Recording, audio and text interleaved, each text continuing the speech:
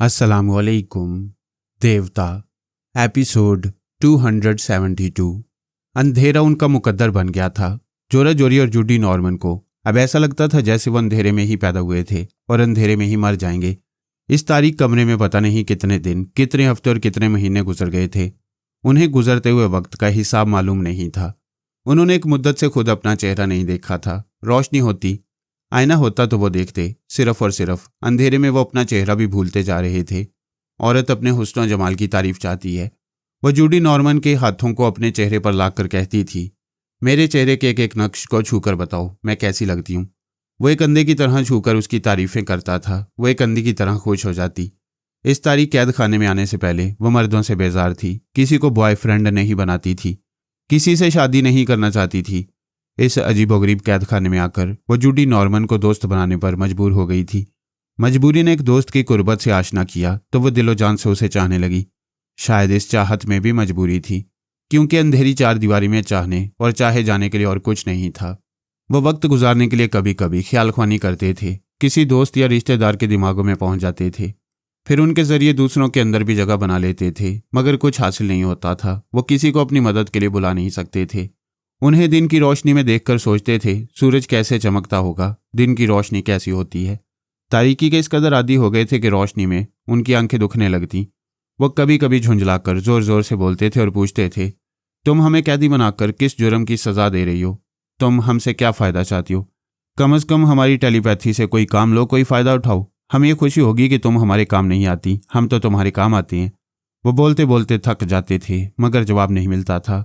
रफ्ता रफ्ता उन्हें यकीन हो गया कि वो कैद करने वाली उस वक्त भी नहीं बोलेगी जब वो दोनों चीखते चीखते मर जाएंगे। ये तो पागल बना देने वाली बात थी।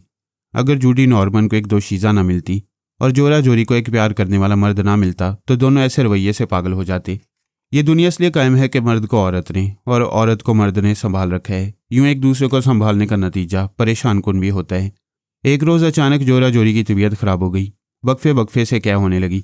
जूडी नॉर्मन ने उसे तसल्लियां दी, आराम से बिस्तर पर लिटाया, फिर बुलंद आवाज से कहने लगा, इस तारीख जहन्नुम में तुम भी नहीं सुनती हो, खुदा भी नहीं सुनता है। मैं कैसे तस्दीक करूं कि ये मेरे बच्चे की माँ बनने वाली है? वो रोते हुए बोली, हाँ, ये माँ बनने के आसार हैं। नॉर्मन, मुझे तुम्हारी भरपूर मोहब्बत मिली। अब मोहब्बत का इनाम मिल रहा है, लेकिन मुझे खुश होना चाहिए या मातम करना चाहिए। एक माँ 9 माह तक अंधेरे में मुसीबतें उठाएगी। 9 माह बाद मेरा बच्चा तारीख जहन्नुम में पैदा होगा। पैदा होकर आंखें खोलकर कुछ नहीं देख सकेगा। जो बड़े कर्ब से पैदा करेगी उस माँ को भी नहीं देखेगा। हाय, मैं कैसी माँ हूँ। हाय, वो कैसा बच्चा होगा। वो धाड़े मार मार कर रोने लगी।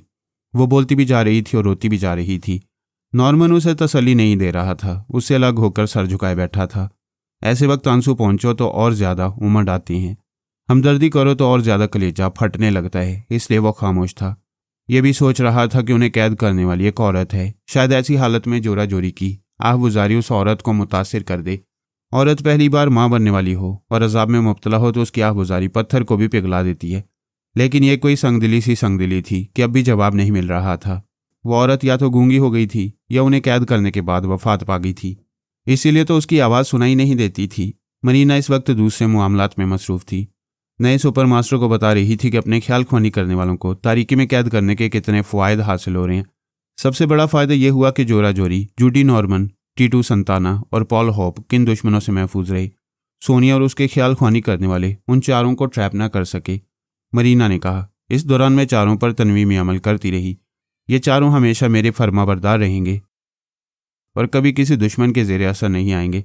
सुपर मास्टर ने कहा, जब तुम्हें उनकी फरमाबरदारी पर पूरा भरोसा है तो उन्हें तारीकी से निकालो। उन्हें मुल्क और कौम के लिए इस्तेमाल करो। बेशक मैं सबसे पहले पॉल हॉपकिन को आज़ाद करूंगी। वो मेरा मामूल बनने से पहले भी मुहिब्बे वतन था और आज भी है। मिस मरीना, हमें कई मामलात में ख्याल ख्वानी करने वालों की ज़रूरत है। प्लीज़ उन्हें अमरीका वापस लें। ठीक है, मैं पहले आजमाइश के तौर पर पॉल हॉपकिन को यहाँ से रवाना करूँगी। वो दिमागी तौर पर हाजिर हो गई। इधर कई दिनों से वो खुद को बहुत ज़्यादा मसरूफ़ रखने लगी थी। अपने जहन को भटकने से रोकना चाहती थी और जहन था कि मौका मिलते ही पारस की तरफ उड़ने लगता। वो समझना चाहती थी कि उसके लिए ऐसी दीवानगी क्यों है। आखिर उसमें क्या बात है?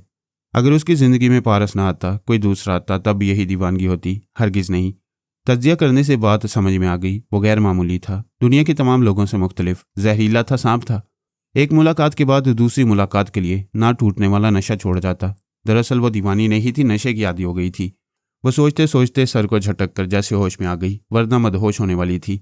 आईना देखा तो चेहरा तमतमा रहा था, आंखें नशीली हो गई थीं। अगरचे पारस से मुलाकात करने में दुश्वारी नहीं थी, वो उसके दिमाग में पहुंच सकती थी, जब चाहती वहां उसे बुला सकती थी। लेकिन दीवानगी में भी बला की जहानत से सोचती, नहीं, मुझे अपने जज्बात पर काबू होना चाहिए। मुकाबला सोनिया से है। वो समझ रही है कि उसने डमी का फरेब देकर असल पारस को तारीख कैद खाने से आज़ाद करा लिया है, और मैं मुतमईन हूं कि असल पारस आज़ाद होकर भी ज़हनी तौर पर मेरा ताबेदार है। अगर मैं इतनी जल्दी तन्हाई में उसे कहीं मिलने जाऊंगी तो सोनिया के आदमी मुझे घेर लेंगे। लिहाजा सब्र से पारस के दिमाग में आते जाते हुए सोनिया की मसरूफियात को समझते रहना चाहिए। उसने पारस की तरफ से ध्यान हटाने के लिए ख्याल ख्वानी की परवाज़ की और पॉल हॉपकिन के अंदर पहुंच गई। वो योगा का माहिर पराई सोच की लहरों को महसूस कर लेता था। चूंकि मरीना का मामूल था इसलिए उसे महसूस न कर सका। वो बोली, हेलो पॉल। उसने चौंक कर पूछा, कौन? मरीना तुम हो? हाँ मैं हूँ। आह, उस सुअर की बच्ची शिल्पा ने तुम्हें भी किसी तारीख कमरे में कैद कर दिया है। वसते हुए बोली, पॉल मैंने तुम चारों कैदियों से झूठ कहा था। मैं कैदी नहीं हूं और ना ही शिल्पा ने तुम लोगों को कैद किया है। पॉल हॉपकिन ने कहा, समझ गया। अभी तुम मेरे दिमाग में आई और मैंने तुम्हें महसूस नहीं किया। तुमने मुझे अपना मामूल और ताबेदार बना लिया है। ठीक समझ रहे हो। अब तुम्हें मुझ पर गुस्सा आएगा। एक मामूल और ताबेदार के गुस्से की अहमियत क्या होती है? बोलो, क्या हुक्म है मेरी मालका? वसते हुए बोली, मैं मालका नहीं, तुम्हारी दोस्त हूँ। तुम्हारी हुब्बुल वतनी के बायस तुम्हारी कदर करती हूँ, कदर भी करती हो, गुलाम भी बनाती हूँ। अभी तुम आज़ाद हो जाओगे, लेकिन आज़ादी के लिए चंद शराइत हैं। तुम अपना नाम और अपनी शख्सियत तब्दील करोगे। चेहरा प्लास्टिक सर्जरी के जरिए तब्दील होगा ताकि सोनिया का या हमारे मुल्क का कोई आदमी तुम्हें ना पहचाने। मैंने तुम चारों पर तनवीर में अमल किया, तारीख कैद खाने में रखा। मैं दुश्मन नहीं। अपने ख्याल ख्वानी करने वालों को उस मक्कार चुड़ैल से बचाने का यही रास्ता था। तुम्हारी बातें मेरे दिल को लग रही हैं, लेकिन यह तस्दीक लाजमी है कि तुम वाकई हमारे मुल्क और हमारी कौम के लिए ऐसा कर रही हो। मेरे दिमाग में आओ और नए सुपर मास्टर के दिमाग में पहुंचो, फिर आला हुकाम और फौज के आला अफसरान के पास जाओ, तस्दीक हो जाएगी। उसने पॉल हॉपकिन को सुपर मास्टर के पास पहुंचाया, फिर कहा, मैं टीटू संताना से मिलकर आती हूँ। वह तारीख कमरे के दूसरे कैदी के पास जाना चाहती थी, फिर जाने कैसे औरत के दिल ने औरत की तरफ खींच लिया। वो जोरा जोरी के पास आई तो हैरान रह गई। मरीना ने यह कभी सोचा ही नहीं था कि जोरा जोरी और नॉर्मन को मोहब्बत में गिरफ्तार करने का यह नतीजा होगा। उनकी तहजीब के मुताबिक नतीजा बुरा नहीं था। बच्चा पैदा होने के बाद भी वो शादी करते तो उनका कानून और मुआशरा खुश रहता। दरअसल बुरा यह हुआ था कि बच्चे की बुनियाद तारीकी में पड़ी थी। तिब्बी नुक्ते नज़र से बच्चे में कोई खराबी पैदा हो सकती थी। उसने फैसला किया कि बच्चे की माँ को फौरन रोशनी में आकर जिंदगी गुजारना चाहिए। फिर वो पहली बार बोली, जोरा जोरी, दिल और दिमाग से तमाम परेशानियां निकाल दो। तुम नॉर्मन के साथ 1 घंटे के अंदर अंदर आज़ाद हो जाओगी। जोरा जोरी एकदम से उठकर बैठ गई। नॉर्मन से बोली, वो मेरे दिमाग में बोल रही है, कहती है हम आज़ाद हो रहे हैं। मरीना ने नॉर्मन के दिमाग में आकर कहा, बच्चा मुबारक हो, इसके तो फैल आज़ादी मिल रही है, लेकिन चंद शराइत पर अमल करना होगा। हम बच्चे की खातिर तुम्हारी हर शर्त मान लेंगे। तुम दोनों अपना नाम और अपनी शख्सियत तब्दील करोगे। इस सिलसिले में मेरी जो नई प्लानिंग है वो तुम्हें नया सुपर मास्टर समझाएगा। मेरे दिमाग में आओ और सुपर मास्टर के पास पहुंचो। मरीना ने उन दोनों के साथ टीटू संतानों को भी सुपर मास्टर के पास पहुंचाया, फिर अपने खास मेकअप मैन और प्लास्टिक सर्जरी करने वाले के पास आई। वो भी उसका ताबेदार था। उसने कहा, 4 अफराद के चेहरों पर हल्की सी तब्दीलियां करोगे। सर्जरी का तमाम ज़रूरी सामान मेरे पास मौजूद है। मैं आधे घंटे बाद तुम्हें बुलाऊंगी। आधे घंटे तक वो चारों टेलीपैथी जानने वाले सुपर मास्टर से ये प्लानिंग सुनते रहे कि किस तरह वो बिल्कुल आज़ाद रहकर अपने मुल्क में ज़िंदगी गुजारेंगे, अपने मुल्क की भलाई के लिए काम करते रहेंगे, लेकिन वो जो कुछ करेंगे मरीना की हदायत के मुताबिक करेंगे। मरीना की सबसे पहली हदायत ये थी कि वो घर की 4 दीवारी से निकलकर कभी ख्याल ख्वानी नहीं करेंगे। दुश्मन इतने चालाक होते हैं कि किसी के खामोश रहने के अंदाज से ख्याल ख्वानी करने वाले को ताड़ लेते हैं। अक्सर टेलीपैथी जाने वाले पब्लिक मुकामात में ख्याल ख्वानी के बायस दुश्मनों के शिकंजे में आ जाती हैं। लिहाजा उन चारों को समझाया गया कि वो किसी बच्चे के सामने भी ख्याल ख्वानी ना करें। कभी उन पर मुसीबत आए तो वो मरीना या अपने काबिल एतमाद साथी के दिमाग में आकर सिर्फ इतना कह दें खतरा। इतना कहकर फौरी तौर पर हाजिर होने से किसी को उनकी ख्याल ख्वानी का शुबा नहीं होगा। उनकी मुसीबत दूर करने, उन्हें खतरे से निकालने के लिए मरीना या कोई साथी उनके पास पहुंच जाएगा। दूसरी हदायत यह थी कि मुल्की मामलात में मरीना आला हुकाम या सुपर मास्टर से अहकामात हासिल करेगी। अगर उन अहकामात पर अमल करने से हमारे ख्याल ख्वानी करने वालों को नुकसान पहुंचता हो तो वो तामील से इनकार कर देगी। वो अपने चारों ख्याल ख्वानी करने वालों की भलाई को मद्देनजर रखकर उन्हें मुल्की मुफादात के लिए इस्तेमाल करेगी। वो चारों अपने मुल्क और अपनी कौम से मोहब्बत करते थे। मरीना का तरीक़ेकार बड़ा ही दानिशमंदाना था। उसकी हदायत पर अमल करके वो सोनिया और उसके टेलीपैथी जानने वालों से महफूज रह सकते थे। सबसे बड़ी बात यह कि आज़ादी से ज़िंदगी गुजार सकते थे। लेकिन एक बात चारों को नापसंद थी कि वो उसके मामूली और ताबेदार बन गए थे। हर तरह आज़ाद होने के बावजूद एक औरत के गुलाम बन गए थे। मरीना ने पहले जोरा जोरी के दिमाग पर कब्जा जमाकर उसे गहरी नींद सुलाया, फिर नॉर्मन को भी सुला दिया। उन्हें हुक्म दिया कि चेहरे पर सर्जरी के दौरान आंखें न खोले। जब तक मरीना हुक्म न दे वो बेदार नहीं होंगे। इसके बाद उसने तारीक कमरे को रोशन किया, अपने खास प्लास्टिक सर्जरी के माहिर को वहां पहुंचाया। उसकी मसरूफियात बढ़ गई थी। बाद में पॉल हॉपकिन और टीटो संताना के चेहरे भी प्लास्टिक सर्जरी के जरिए तब्दील किए गए। उन चारों को तारीक कमरों से इस तरह निकाला कि वो आइंदा कभी इस कैद खाने का सुराग न लगा सकें। उनके नए नाम, नई शख्सियत के मुताबिक अमेरिका की शहरियत के कागजात हासिल किए। तीनों को लंदन से रवाना किया।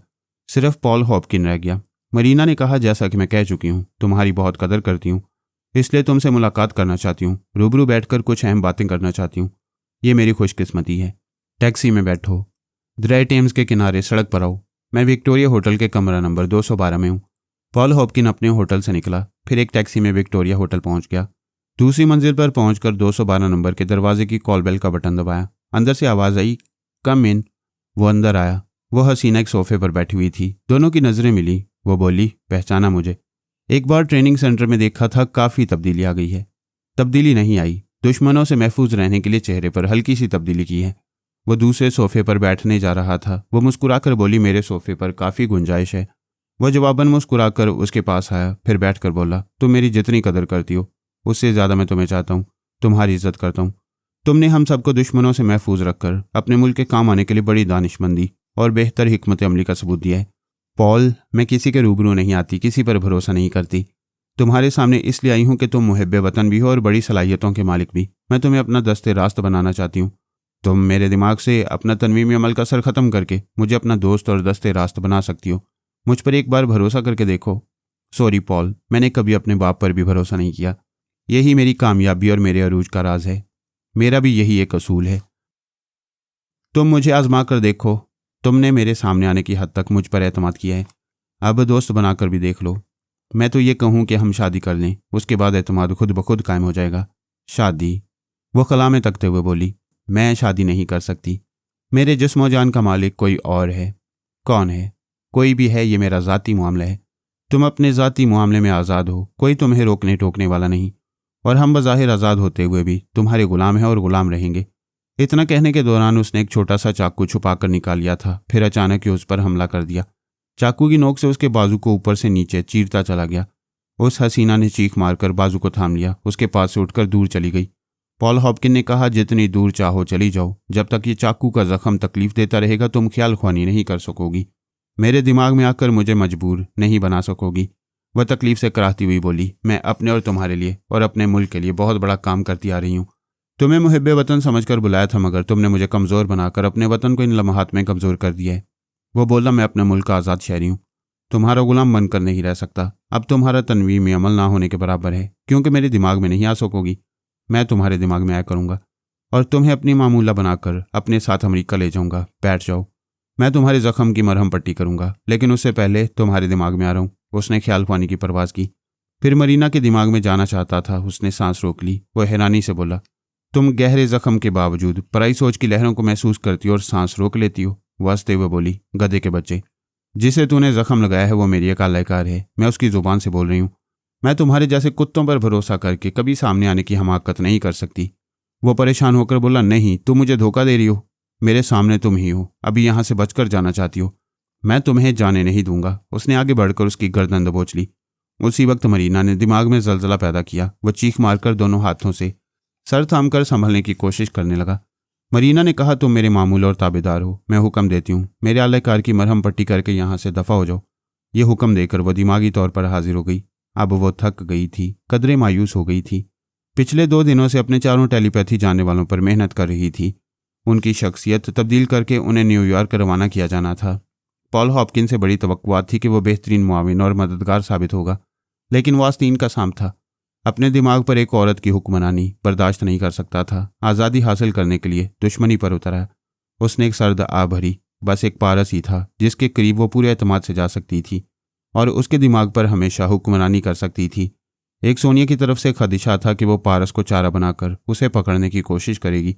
इसी खदशे के बायस वो पिछले कई दिनों से अपने अंदर की औरत को मार रही थी और पारस की ज़रूरत को कुचल रही थी। लेकिन ये कब तक हो सकता था? वो बिल्कुल तन्हा थी, न फैमिली लाइफ गुजार रही थी, न समाजी ज़िंदगी। कोई उसे अपनाइयत से देखने वाला, उसके दुखों और परेशानियों को समझने वाला नहीं था। ऐसे में सहारा ना मिले तो इंसान ज़हनी इंतशार में मुब्तला होकर जहानत से काम लेना भूल जाता है, फिर नॉर्मल नहीं रहता। और वह नॉर्मल रहना चाहती थी, वह मजबूर हो गई। उसका बेहतरीन साथी एक पारसी था। उसने सोचा उससे ज़रूर मिलेगी, लेकिन मोहतात रहेगी, हर तरफ नज़र रखेगी और देखेगी कि सोनिया कैसी चालें चलती है।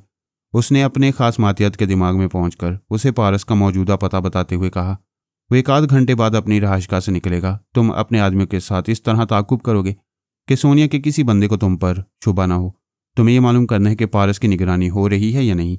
मादाम अगर पारस किसी होटल या क्लब में जाए तो हमें भी अंदर जाना चाहिए। वो किसी होटल या क्लब में नहीं जाएगा, मैं उसे लंदन की सड़कों पर दौड़ाती रहूंगी। उसने मातियत को हदायत देने के बाद पारस के पास आकर खामोशी से उसकी सोच पड़ी। वो खुश फहमी में थी कि वो उसका मामूल है, जबकि वो आज़ाद था।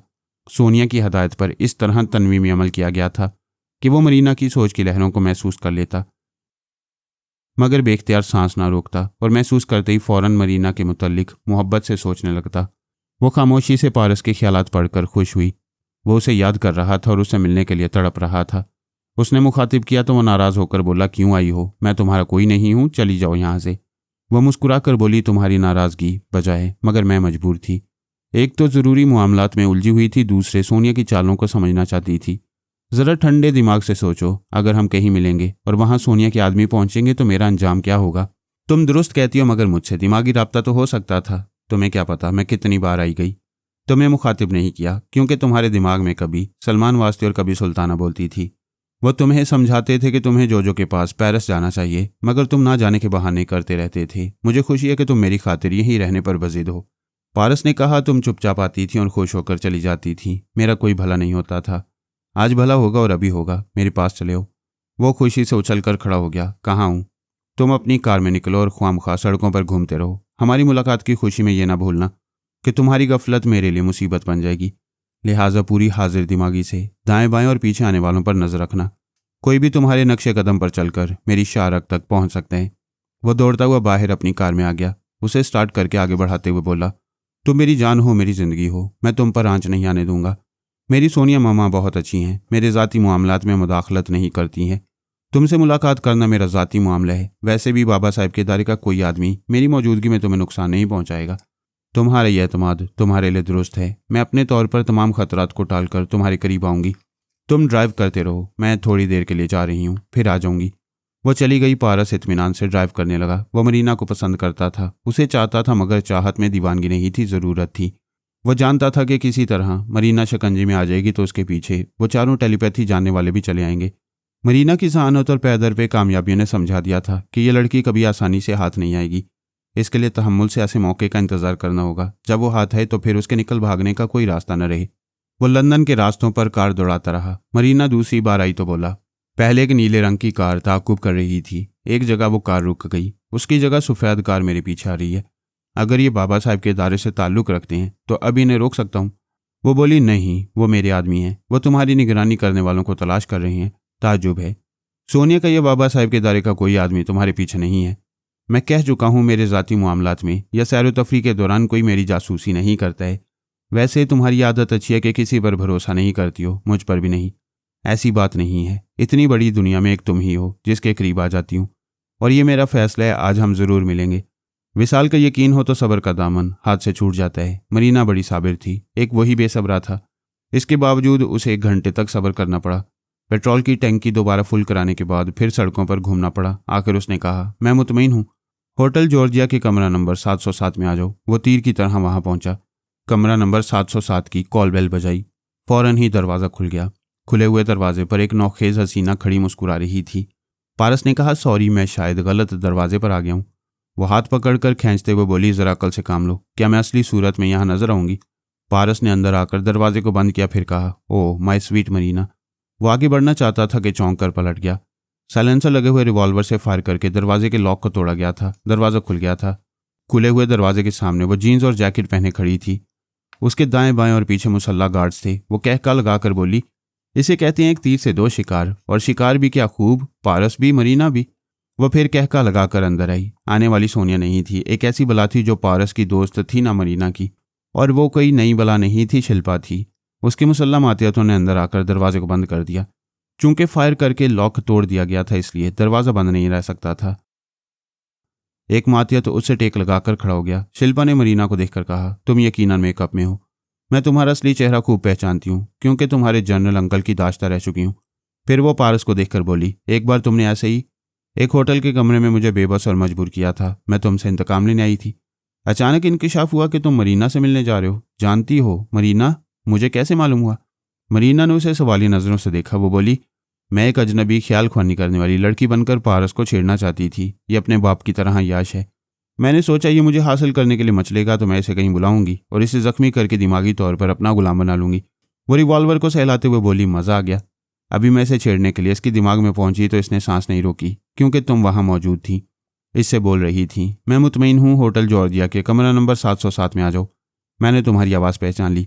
मुकद्दर से 2 पके हुए फल मेरी झोली में आ रहे थे इसलिए मैं चली आई। मरीना ने कहा, शिल्पा मैं तुमसे शदीद नफरत करती हूँ। तुम मेरे अंकल की दाश्ता बनकर हमारे तमाम टेलीपैथी जानने वालों के नाम और पते मालूम करती थी। उनके दिमागों पर कब्जा जमाकर उन पर हुकूमत करना चाहती थी। लेकिन हुकूमत करने के लिए जहानत और बेहतरीन हिकमत अमली की ज़रूरत होती है। ये दोनों चीज़ें तुम्हारे पास नहीं हैं। अगर तुम्हारे पास अकल होती तो यह समझ लेती कि जब पारस और मरीना अलग अलग इतने खतरनाक होती हैं तो एक साथ हों किस बला के खतरनाक होंगे। तुम्हें हमारे सामने खुद नहीं आना चाहिए था, अपने किसी एहलकार को भेजना चाहिए था। शिल्पा ने साइलेंसर लगे हुए रिवॉल्वर से निशाना लेकर कहा, मैं तुम्हें जख्मी करके तुम्हारे दिमाग में पहुंचूंगी। उसकी बात पूरी होने से पहले किसी ने बाहर से दरवाजे पर जोर से लात मारी। शिल्पा का जो मातिया तो दरवाजे से लगा खड़ा था वो वहां से उछलकर अपने साथियों पर आकर गिरा। वह दोनों साथी शिल्पा पर आ गिरे। इस अचानक उफ्ताद से शिल्पा भी तवाज़ुन कायम न रख सकी। औंधे मुंह गिरती हुई पारस के कदमों में आ गई। पारस ने उसके रिवॉल्वर पर पांव रखकर कहा, अपने आदमियों का अंजाम देखो। उसने फर्श पर पड़े सर घुमाकर अपने साथियों को देखा।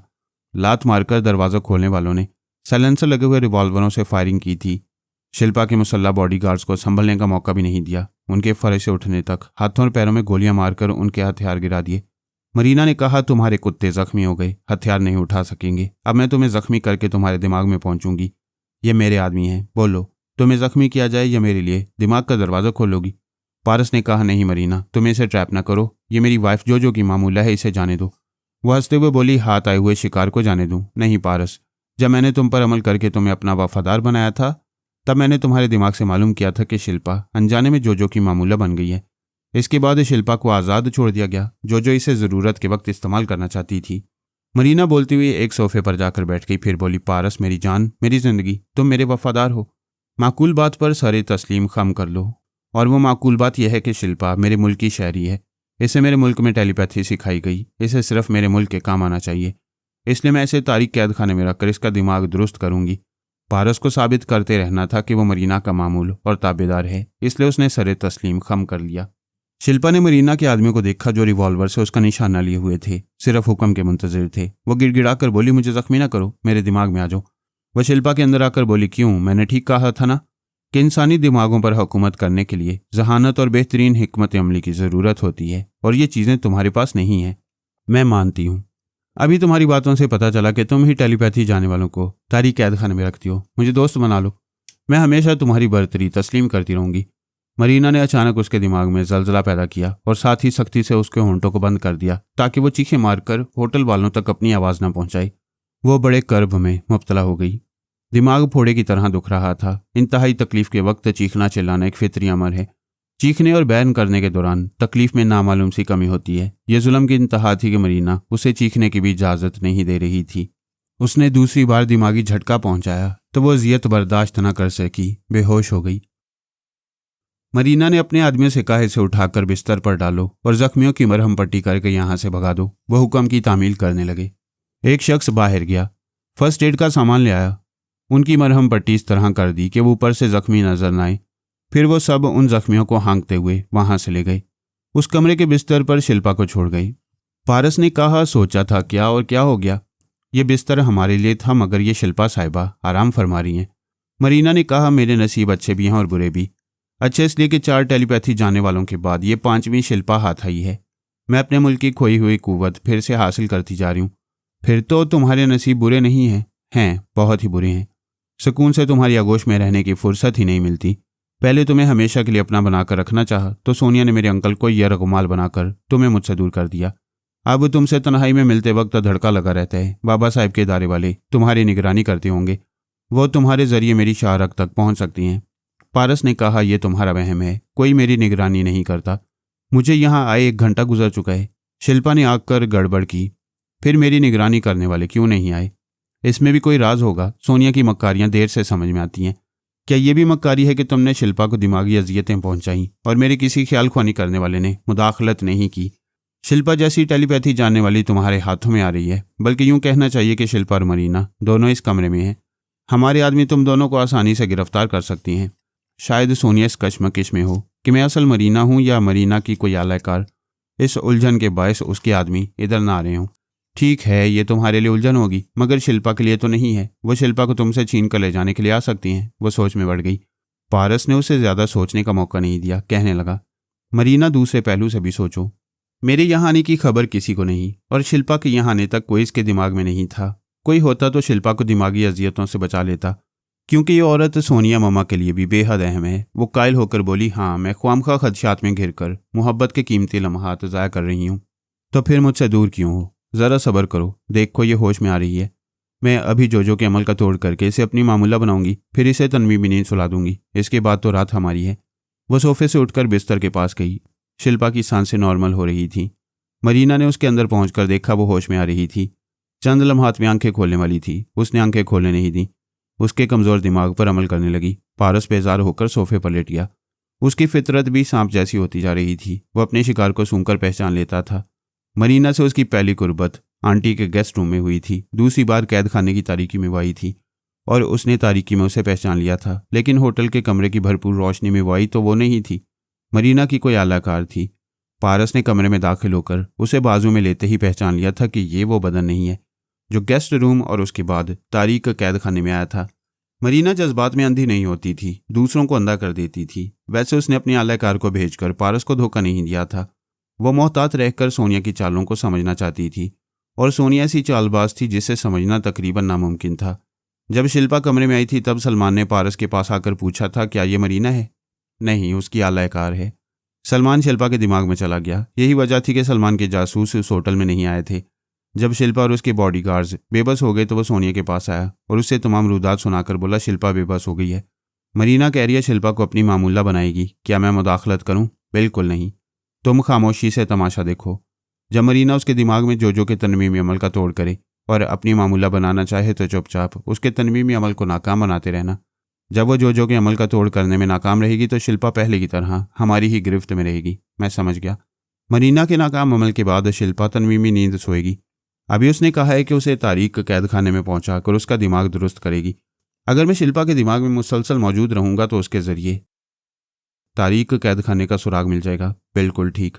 तुम और सुल्ताना उसके दिमाग में बारी बारी रहो। इस तरह मरीना के खुफिया अड्डे तक जरूर पहुंचोगे। सलमान थोड़ी देर बाद शिल्पा के दिमाग में आया तो वो होश में आ गई थी और मरीना उस पर अमल करने वाली थी। ये तो मालूम हो चुका था कि शिल्पा के बिस्तर के पास जो हसीना खड़ी हुई तनवीमी अमल कर रही है वो मरीना नहीं है, उसकी आलाकार है। और मरीना कहीं आराम से बैठी हुई है।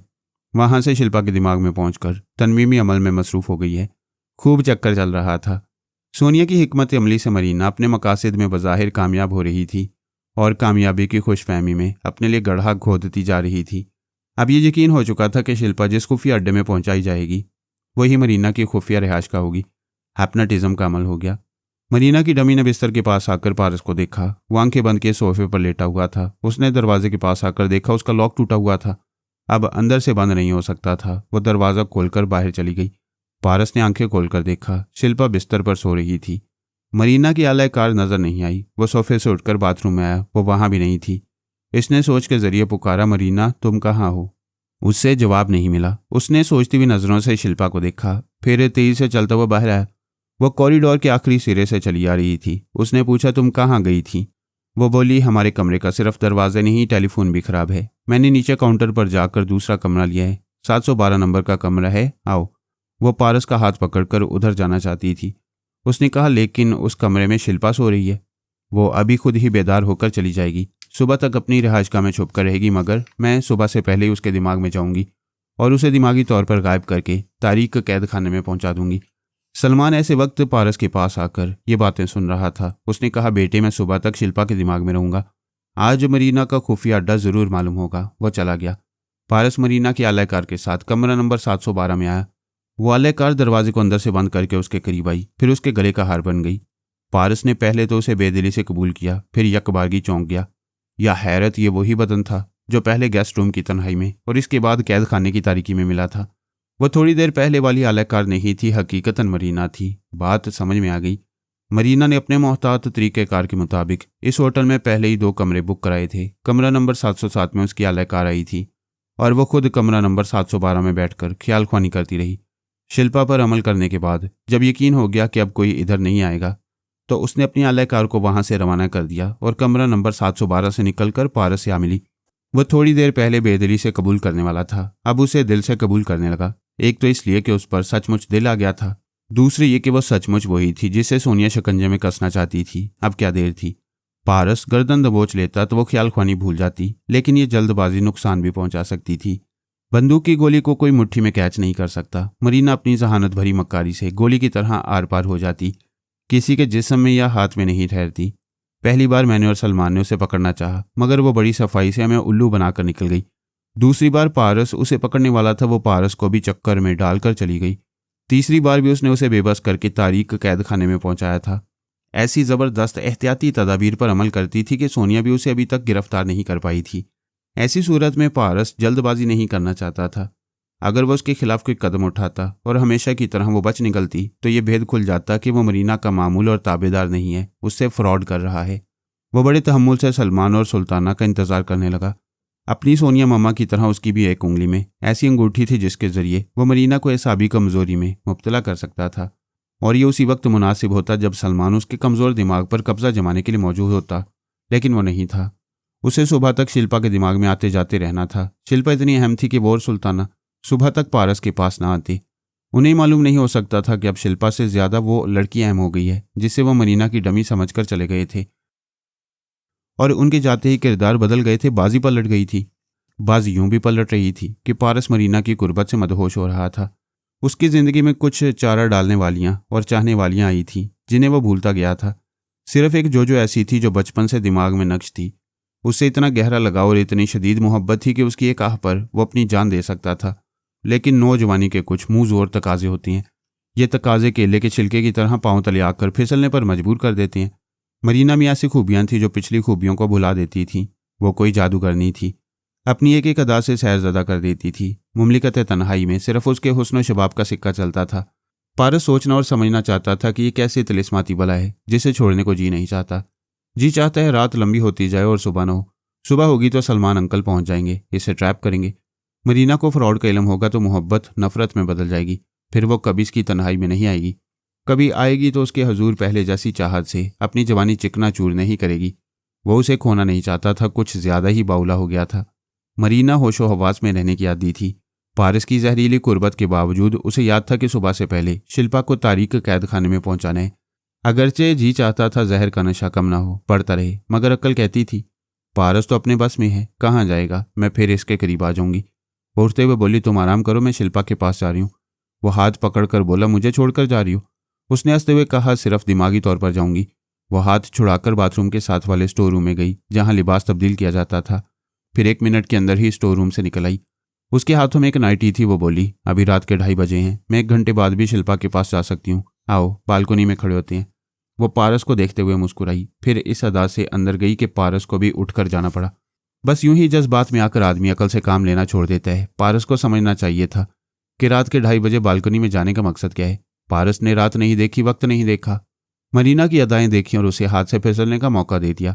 वालेकार लड़की कहीं दूर नहीं गई थी। मरीना ने उसे कमरा नंबर 707 से बुलाकर उसी कमरा नंबर 712 के स्टोर में सुला दिया था और खुद कमरे में पारस के साथ 2:30 बजे तक वक्त गुजारती रही थी। फिर वो उठकर स्टोर में गई, ख्याल ख्वानी के जरिए अपनी आलायकार को जगाया। उसका लिबास उतारकर उसके हाथ में एक नाइटी देकर स्टोर से बाहर भेज दिया। खुद स्टोर में रही। उसने आलायकार की जुबान से कहा, अभी रात के 2:30 बजे हैं, मैं 1 घंटे बाद भी शिल्पा के पास जा सकती हूँ, आओ, हम बालकनी में खड़े हों। इस तरह वो बालकनी में गई। पारस भी उसके पास आ गया। मरीना का रास्ता साफ हो गया। वो स्टोर से निकली, खाली कमरे से गुजरती हुई बाहर जाने के रास्ते तक आई। फिर पलट कर देखा, अपनी आलायकार और पारस के कहके सुनाई दे रहे थे। वो मुस्कुराती हुई दरवाज़ा खोलकर चली गई। इसे कहते हैं इंसान की नफ्सियात और उसके जज्बात से खेलने वाली जहानत। वो बड़ी अकल से और एहतियात से आई थी। बड़े इत्मीनान से पारस को बिस्तर की तरह बिछाया था, कंबल की तरह ओढ़ा था, फिर आराम से टहलती हुई चली गई थी। उसे पकड़ना तो दूर की बात है, पारस के सिवा कोई अब तक उससे छू तक नहीं सका था। अगर वो ऐसी जहानत और हिकमत अमली से काम लेती रही तो कभी कोई इसकी गर्द को भी नहीं पा सकेगा। ऐसी बात नहीं थी कि वो पारस पर किसी तरह का शुबा कर रही हो, नहीं, वो पूरी यकीन से उसे वफादार समझ रही थी।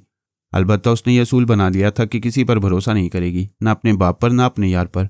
उसने अपने बाप अलान डी फोंजा को भी अपना आलाकार बना रखा था।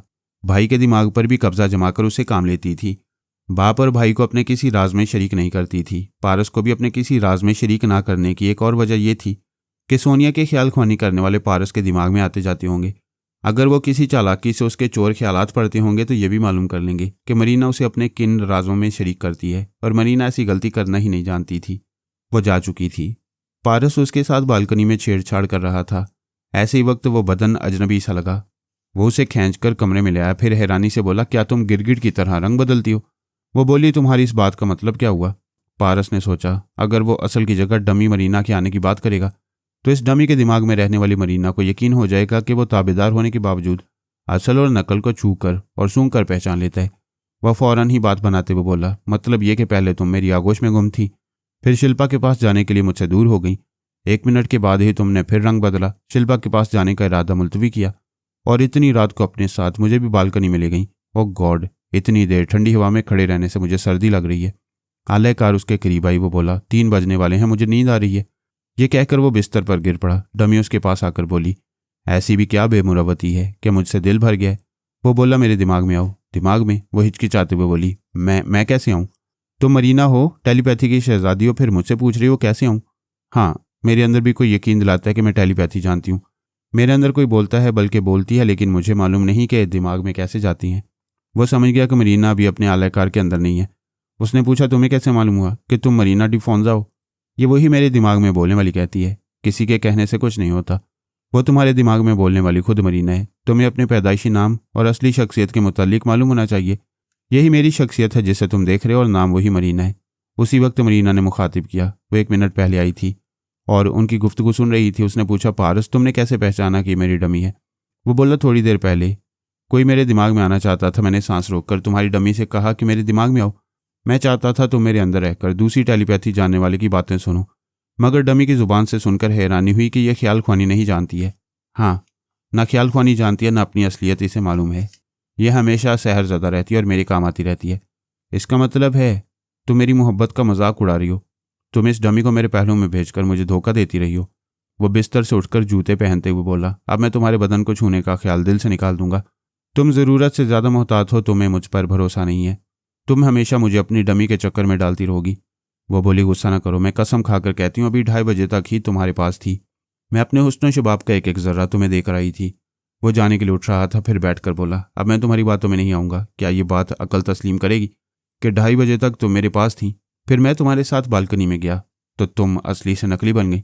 मरीना ने उसे तफसील से बताया कि किस तरह डमी पहले से स्टोर रूम में थी और किस तरह स्टोर में जाकर उसने डमी को बालकनी में जाने को हुक्म दिया।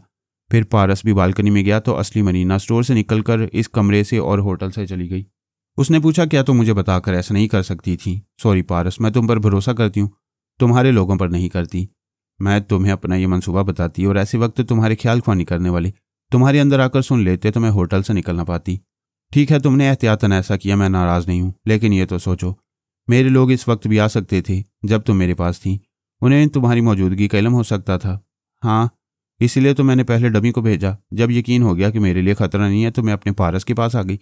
लेकिन आज मैं बहुत बड़े खतरे से बाल बाल बच गई हूँ। कैसा खतरा? जब शिल्पा होटल में आई तो सलमान उसके दिमाग में मौजूद था। मैं शिल्पा को मामूला बनाकर तारीख कैद खाने में पहुंचाना चाहती थी, लेकिन सलमान ने मेरे अमल को नाकाम बना दिया। ये बात मुझे चंद मिनट पहले मालूम हुई। कैसे मालूम हुई? मैं तुम्हारे पास से उठकर होटल के बाहर गई। अपनी कार में बैठकर मालूम करना चाहा कि शिल्पा जाग रही है या सो रही है। उसके अंदर पहुंचकर देखा वो जाग रही थी। अपने लिए खतरा महसूस कर रही थी, क्योंकि आंखें बंद होने से पहले वो एक होटल के कमरे में थी और आंख खुलने के बाद वो खुद को एक रिहायशगाह में पा रही थी। ये बात उसकी समझ में आ गई थी कि मरीना ने उसे अपनी मामूला बनाकर आज़ाद छोड़ दिया है। आइंदा जब भी चाहेगी उसका हाथ पकड़कर अपनी खिदमत कराएगी। पारस ने कहा, क्या अंकल सलमान उसके दिमाग में थे? हाँ, पता नहीं तुम्हारा अंकल कब से उसके अंदर छुपा हुआ था। वो समझना चाहता था कि मैं भी शिल्पा के दिमाग में हूं या नहीं। वो बड़ी देर से था, जब यकीन हो गया तो बोला, तुम बार बार मरीना को मुखातिब कर रही हो। वो मौजूद होती तो जवाब देती। वो चौंक कर बोली, कौन? सलमान? ये तुम लोग किस तरह मेरे दिमाग में चले आते हो? क्या तुम सब ने मुझे अपनी मामूला बनाया हुआ है? कोई भी शख्स एक वक्त में किसी एक का मामूल बनता है, इसका मतलब है मैं तुम्हारी मामूला हूं। और मरीना ने मुझ पर अमल नहीं किया है, उसने अमल किया था, मैंने नाकाम बना दिया है। और तुम्हारे दिमाग को हदायत दी है कि तुम मरीना की सोच की लहरों को 12 घंटे तक महसूस नहीं करोगी, ताकि वो तुम्हें अपनी मामूला समझकर खुश रहे। वो 12 घंटे के अंदर तुम्हें अपने खुफिया अड्डे में पहुंचाना चाहती है। हम तुम्हारे जरिए मरीना तक पहुंच जाएंगे। पारस मरीना की जुबान से ये सुन रहा था कि सलमान ने शिल्पा से गुफ्तगू करके कितनी बड़ी गलती की है। इस तरह वो समझ गई थी कि सोनिया के आदमी उसे घेरने क्यों नहीं आ रही हैं। इसलिए कि होटल में मरीना की डमी भी हो सकती थी, लेकिन शिल्पा के जरिए। मरीना की मसरूफियात को देखने समझने के बाद उसे घेरते वक्त कोई धोखा न होता। मरीना ने कहा, पारस, अगर शिल्पा ना आती तो सलमान की तमाम तर तवज्जो मुझ पर होती। आज मुझे शिल्पा की बेवक्त मदाखलत ने बचा लिया, मगर आइंदा मैं इस तरह तुम्हारे पास नहीं आऊँगी। फिर कैसे मिलेंगे? इस किस्म के सवालात ना करो, मैं जवाब दूंगी और अपने राज में शरीक करूंगी तो तुम्हारे दिमाग में रहकर सुनने वाले बहुत हैं कि मैं भी सलमान जैसी हमाकत करूं। वो उठकर होटल के कमरे से निकलते हुए बोला, मुझे अंकल की गलती से और तुम्हारे दीगर मामलात से कोई दिलचस्पी नहीं है। मुझसे सिर्फ मोहब्बत और मिलन की बात करो। तुम मेरे लिए तड़पते हो तो अच्छा लगता है। यकीन करो, मैं भी तड़पती हूँ और कसम खाकर कहती हूँ, मेरे जिस्म जान का मालिक कभी कोई दूसरा नहीं होगा। किसी ने मुझे छूना भी चाहा तो मैं उसे जहन्नुम में पहुंचा दूंगी। वो बोला, ये तो मोहब्बत और वफा के अहदो पैमा है। बेशक तुम मुझे जान से ज़्यादा चाहती हो, लेकिन हम अपने पराये के खौफ से कब तक दूर रहेंगे? सिर्फ 4 दिन सब्र करो, फिर मैं तुम्हारे पास ऐसे आऊँगी कि कोई हमें जुदा नहीं कर सकेगा। मुझे इजाज़त दो, मैं फिर राब्ता करूँगी। वो दिमागी तौर पर हाजिर हो गई। चंद लम्हों तक खामोश बैठी रही, फिर उठकर हज़रत ईसा अलैहिस्सलाम की तस्वीर के सामने आई। वह दिमागी तौर पर हाजिर हो गई। चंद लम्हों तक खामोश बैठी रही, फिर उठकर सलीब के सामने आई। सीने पर सलीब का निशान बनाया, फिर सर झुकाकर बोली, ऐ इब्ने मरियम, मैंने तेरी हयात मुकद्दसा से सब्र सीखा, दनाई सीखी। ये 2 अमल ऐसे हैं जो जज्बात में अंधा नहीं होने देते। ऐ मसीह मुअज़्ज़म, तेरा शुक्रिया, आज मैं फिर तबाही से बच गई। वो अपने सीने पर सलीब का निशान बनाकर वहां से चलती हुई बिस्तर पर आई। ये तय कर लिया कि सदा पारस के साथ रहने के लिए ऐसी हिकमत से काम लेगी जो दुश्मनों की समझ में नहीं आएगी, लेकिन काम के वक्त काम और आराम के वक्त आराम। इसलिए उसने आंखें बंद की और दिमाग को ज़रूरी हदायत देकर नींद में गुम होती चली गई। दूसरे दिन उसने पारस की महबूबाओं की लिस्ट बनाई। पता चला कि उसकी ज़िंदगी में जो भी आई वो हालात के बहाव में बिछड़ गई। उसने तिल बैब में एक यहूदी हसीना से शादी की, उसे पेरिस ले आया, लेकिन सुपर मास्टर के एक ख्याल खोनी करने वाले ने उसे हलाक कर दिया। जोजो की हैसियत सबसे अलग थी। मरीना अच्छी तरह जानती थी कि फरहाद की फैमिली में जो मान और मुकाम जोजो को हासिल है वो पारस की किसी और चाहने वाली को हासिल नहीं होगा। मरीना ने पारस को अपनाकर जोजो से किसी तरह की दुश्मनी नहीं की। वो पारस को शिकायत का मौका नहीं देना चाहती थी। फिर उसकी नज़रों में और धड़कते हुए दिल में जोजो से ज़्यादा पारस अहम था। बहरहाल मरीना ने लिस्ट को चेक किया तो जोजो के बाद उसकी चाहने वाली सिर्फ एक मारिया रह गई थी, जहरीली मारिया, और यही लड़की उसके काम आ सकती थी। उसने पारस के रिकॉर्ड से मारिया के बाप का फ़ोन नंबर मालूम किया। फ़ोन नंबर के साथ एड्रेस भी मालूम हुआ। वो इसी शहर लंदन में थी। दरिया टेम्स के करीब ही किंगस्टन रोड की एक स्ट्रीट में रहती थी। मरीना ने नंबर डायल किए। राब्ता कायम होने पर दूसरी तरफ से किसी खातून की आवाज़ सुनाई दी। मरीना ने आवाज़ सुनकर रिसीवर रख दिया। खातून के दिमाग में पहुंची। पता चला कि वो मारिया की माँ है। मारिया ने पूछा, मामा किसका फ़ोन था? पता नहीं कौन था, लाइन कट गई। मरीना मारिया के अंदर पहुंच गई। उसके मौजूदा हालात मालूम करने लगी। पता चला वो अब भी जहरीली है, मगर ख़तरनाक नहीं है। मुसलसल इलाज के ज़रिए उसके अंदर से जहरीले असरात ख़त्म करने की कोशिश की गई है। वो ख़त्म तो नहीं हुए थे, अलबत्ता कम हो गए थे, और जो कम हो गए थे वो रफ्ता रफ्ता बढ़ सकते थे।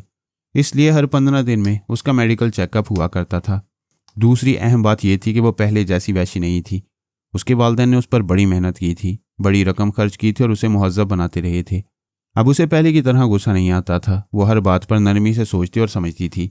जब कोई बात सोचने समझने के बावजूद नाकाबिले बर्दाश्त होती तो वो बात करने वाले को वार्निंग देती कि वो फ़ौरन चला जाए, वरना मौत आ जाएगी। अगर वो बात करने वाला उसकी नज़रों से दूर ना होता तो वो फिर उसे डस लेती। उसकी एक खासियत ये थी कि उसका जहरीला दिमाग पराई सोच की लहरों को महसूस कर लेता था। पारस ने उसे समझा दिया था कि ऐसे वक्त वो सांस रोकेगी तो कोई दुश्मन उसके दिमाग में नहीं आएगा। उसे मुहज़्ज़ब बनाने के दौरान योगा की मशकें कराई गई थी। इस वक्त वो मरीना को अपने दिमाग में महसूस ना कर सकी। वजह यह थी कि इस वक्त उसके जिस्म का खून तब्दील किया जा रहा था। जहरीला खून निकालकर ताज़ा खून दाखिल किया जा रहा था। ऐसे वक्त वो कमज़ोरी महसूस कर रही थी। इसलिए मरीना आज़ादी से उसके ख्यालात पढ़ रही थी। चूंकि हर माह खून तब्दील किया जाता था, इसलिए मारिया के बाप ने अपनी रिहाइशगाह में एक छोटा सा अस्पताल कायम कर लिया था। वहां अपनी बेटी के लिए बड़े तजुर्बाकार और महंगे डॉक्टरों की खिदमत हासिल करता। डॉक्टरों ने रिपोर्ट दी थी कि मारिया अब नॉर्मल होती जा रही है। अब उसके खून में बराए नाम जहर रह गया है। शायद आइंदा खून तब्दील करने की ज़रूरत नहीं पड़ेगी। जब तब्दीली खून का अमल मुकम्मल हो गया तो मारिया की आंखें बंद होने लगीं। उसे नींद आ रही थी। मरीना ने थोड़ी देर इंतज़ार किया। जब वो गहरी नींद में पहुंच गई तो उसके ख्वाबीदा दिमाग पर अमल करने लगी। उसे अपनी मामूला बनाकर ये बात नक्श कर दी कि मारिया उसकी सोच की लहरों को महसूस नहीं करेगी।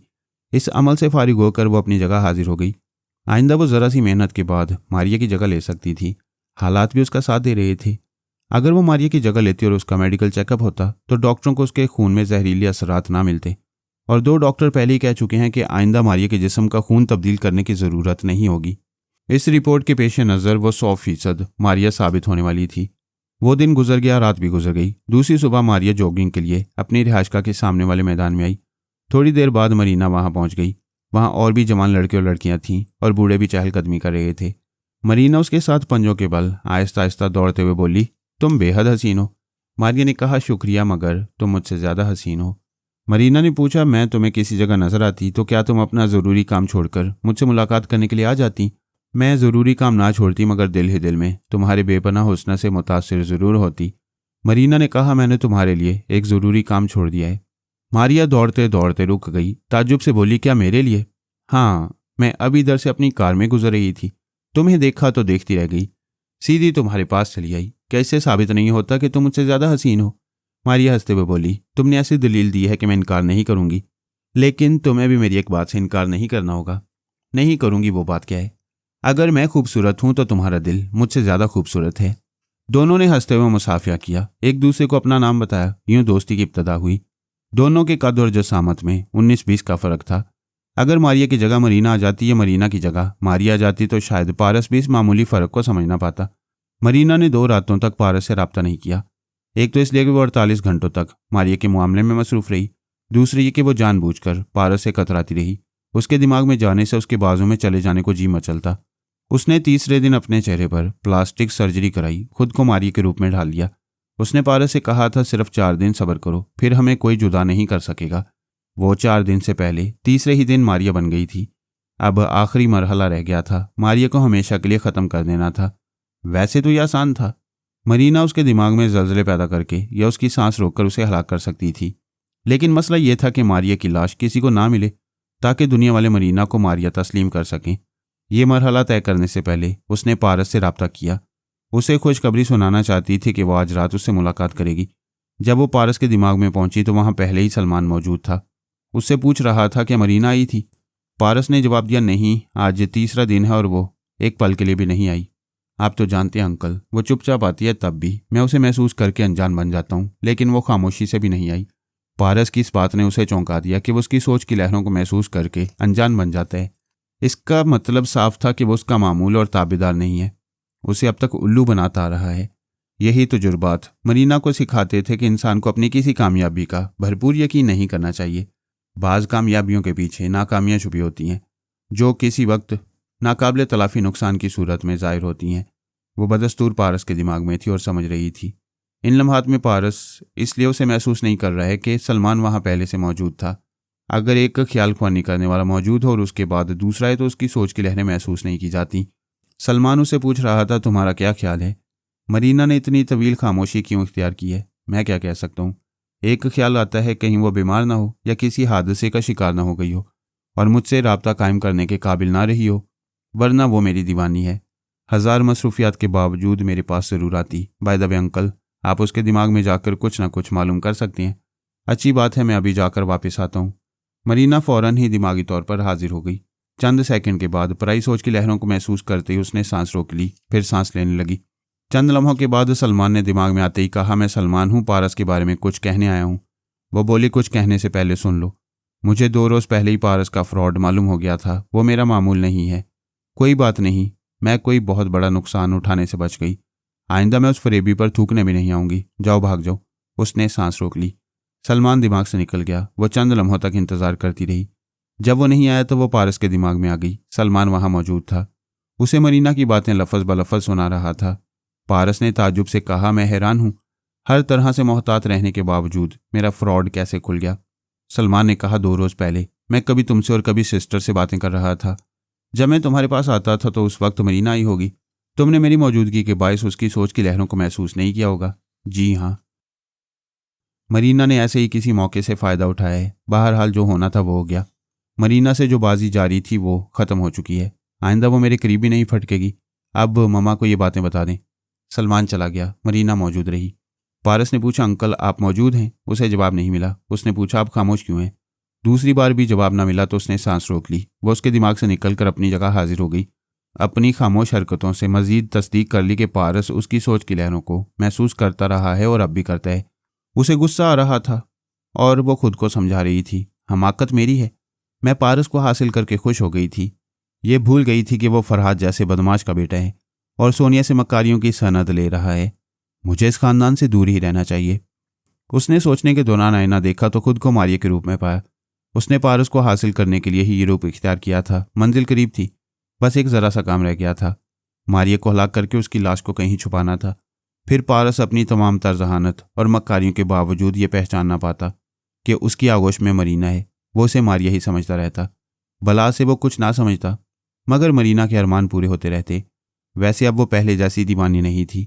उसने फैसला कर लिया था कि एक बार पारस के करीब जाते उसे एसाबी कमजोरी में मुब्तला करेगी, फिर उसे तारीख कैद खाने में उस वक्त तक रखेगी जब तक ये तस्दीक ना हो जाए कि वो दिमागी तौर पर गुलाम बन चुका है और किसी टेलीपैथी जानने वाले ने उसके तनवीमी अमल का तोड़ नहीं किया है।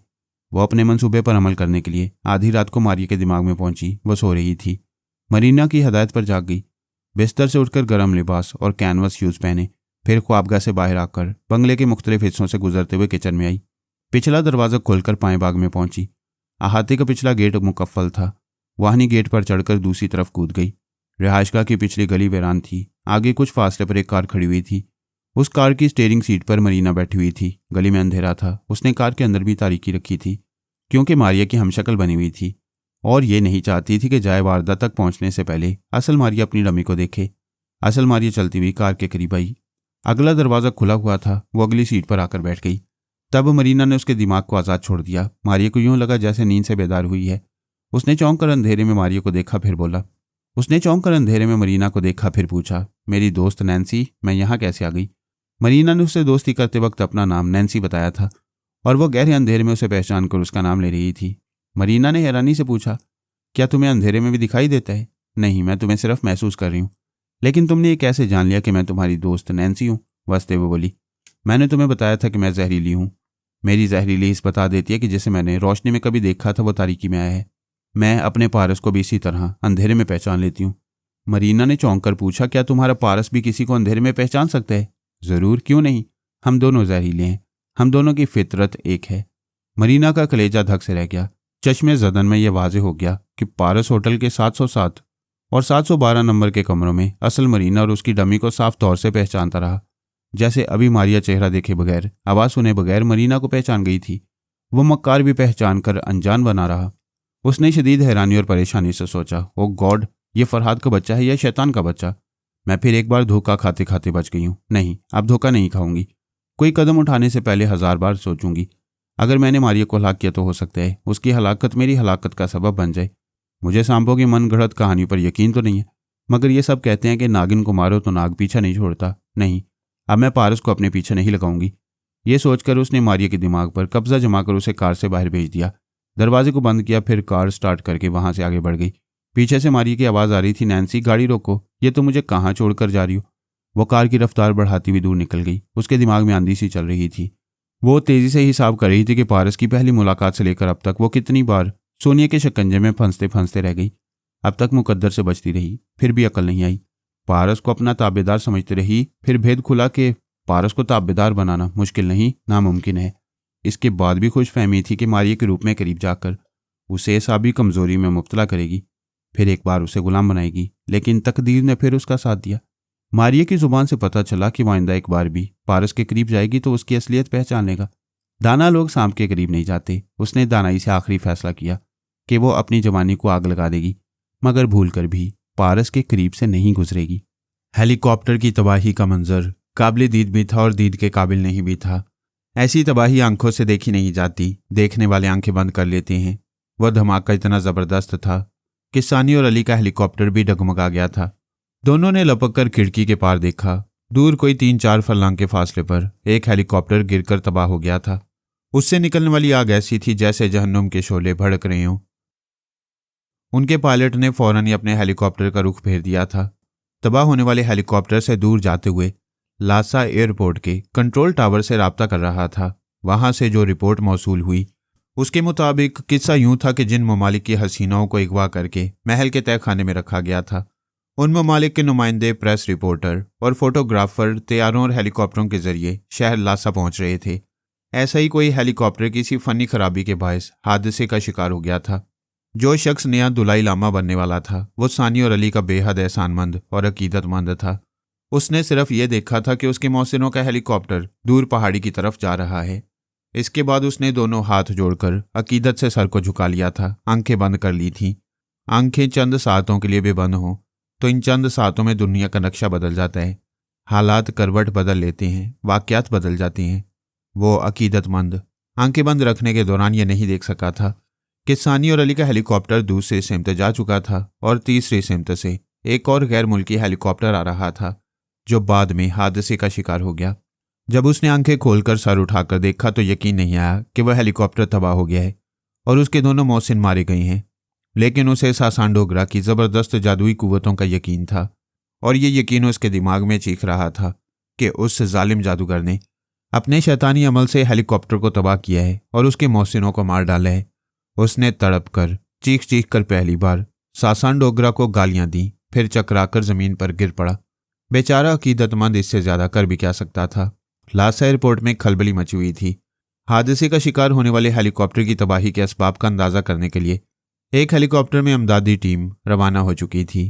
पहले सभी तजब्जुब में थे कि तबाही किस पर आई है, सानी और अली पर या किसी और हेलीकॉप्टर पर। बड़ी देर बाद पता चला कि सासान डोगरा के तिलिस्म कदे के सिमत जाने वाले सानी और अली महफूज हैं।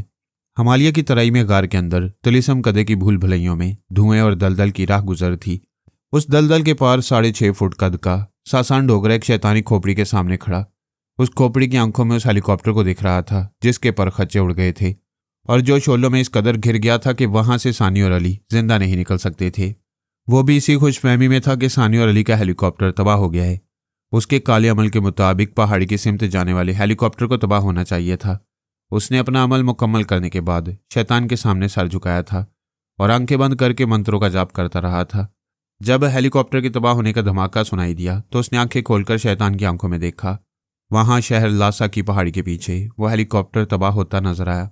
वो खुश होकर शैतान की जय जयकार करते हुए बोला, ए महान भूतनाथ, तू काली ताकतों का सर चश्मा है। ये साइंस वाले अपने इल्म से टेलीफोन और ट्रांसमीटर के जरिए हजारों मील दूर पहुंचते हैं। मैं तेरे अता किए हुए काले इल्म से तिब्बत के एक सिरे से दूसरे सिरे तक पहुंच जाता हूं और हजारों मील दूर बैठे हुए दुश्मनों को तबाह कर देता हूं। उसकी दानिस्त में काला अमल मुकम्मल हो चुका था। दुश्मन नाबूद हो गए थे। वो भी ऐसे शैतान जो उसकी जान लेने आ रहे थे। वह शैतानी खोपड़ी के पास से चलता हुआ तिलिस्म कदे के दूसरे हिस्से में आया। वहां एक शख्स कांटों के बिस्तर पर लेटा हुआ था। तेज नोकीले कांटे उसके जिस्म में चुभे हुए थे, फिर भी वो आंखें बंद किए आराम से लेटा था। सासान डोगरा उसके पास आया, फिर कहका लगाकर बोला, महाज्ञानी, तू ज्ञान की बातें करता है।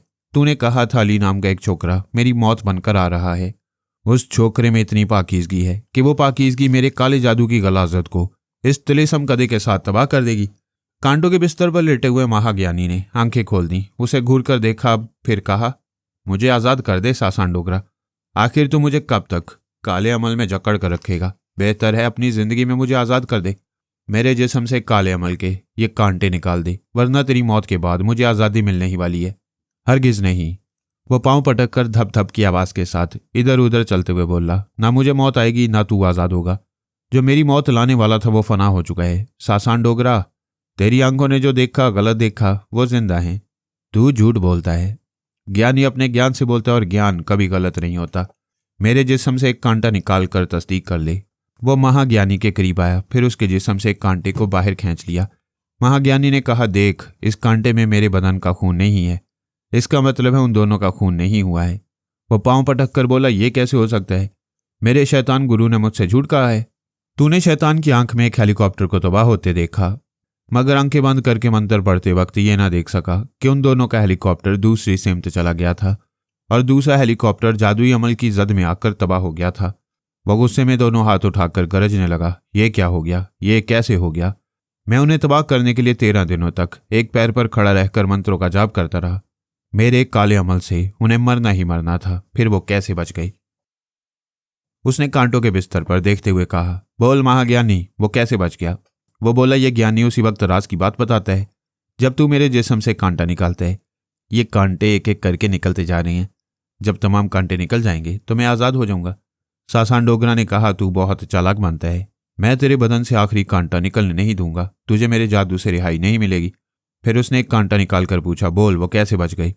वो भर्राई हुई आवाज में बोला, आह, बोलना ही होगा, मेरे बदन के कांटे कम हो रहे हैं। सुन ए पाजी जादूगर, अली के साथ जो लड़की है वो महाज्ञानी देवता समान बाबा फरीद वास्ती की बेटी है। वो इतनी पाकीज़ा है कि अपने महबूब अली तैमूर के साथ तन्हाई में भी पारसा रहती है। और ये बात तेरे शैतान गुरु ने भी तुझसे कही है कि जो लोग अपनी पैदाइश के वक्त से अब तक पाक रहेंगे उन पर काला जादू असर नहीं करेगा। सासान डोगरा ने पूछा, अगर वो दोनों नापाक हो जाएं तो फिर तेरी जीत होगी, वो दोनों फना हो जाएंगे। वो मारा, उसने खुश होकर कहा, मैं उनके अंदर इंसानी ख्वाहिशात और जज्बात का तूफान लाऊंगा, उन्हें नंगा कर दूंगा, उन्हें गुनाहों की दलदल में पहुंचा दूंगा। कहाँ है वो कहाँ है? वो अपने मखसूस अंदाज में पांव पटकता हुआ और बुड़बुड़ाता हुआ जाने लगा, मैं अभी मालूम करूंगा वो कहाँ है। मेरा शैतान गुरु उनका ठिकाना बताएगा। वो चला गया, नजरों से ओझल हो गया। महाज्ञानी ने अपने भगवान से प्रार्थना की, हे प्रभु, इन नेक बच्चों की रक्षा कर, नेकी को शक्ति दे कि वो बदी को मिटा सके। इतना कहकर महाज्ञानी ने आंखें बंद कर ली। वो कांटों के बिस्तर पर जहां लेटा हुआ था वो एक पहाड़ का अंदरूनी हिस्सा था जिसे कैलाश कहती हैं। इस कैलाश की बुलंद चोटी पर विष्णु भगवान विराजमान होते थे। महाज्ञानी को यकीन था कि विष्णु भगवान उसकी प्रार्थना सुन रहे हैं और वो नेक बच्चों की हिफाजत करेंगे।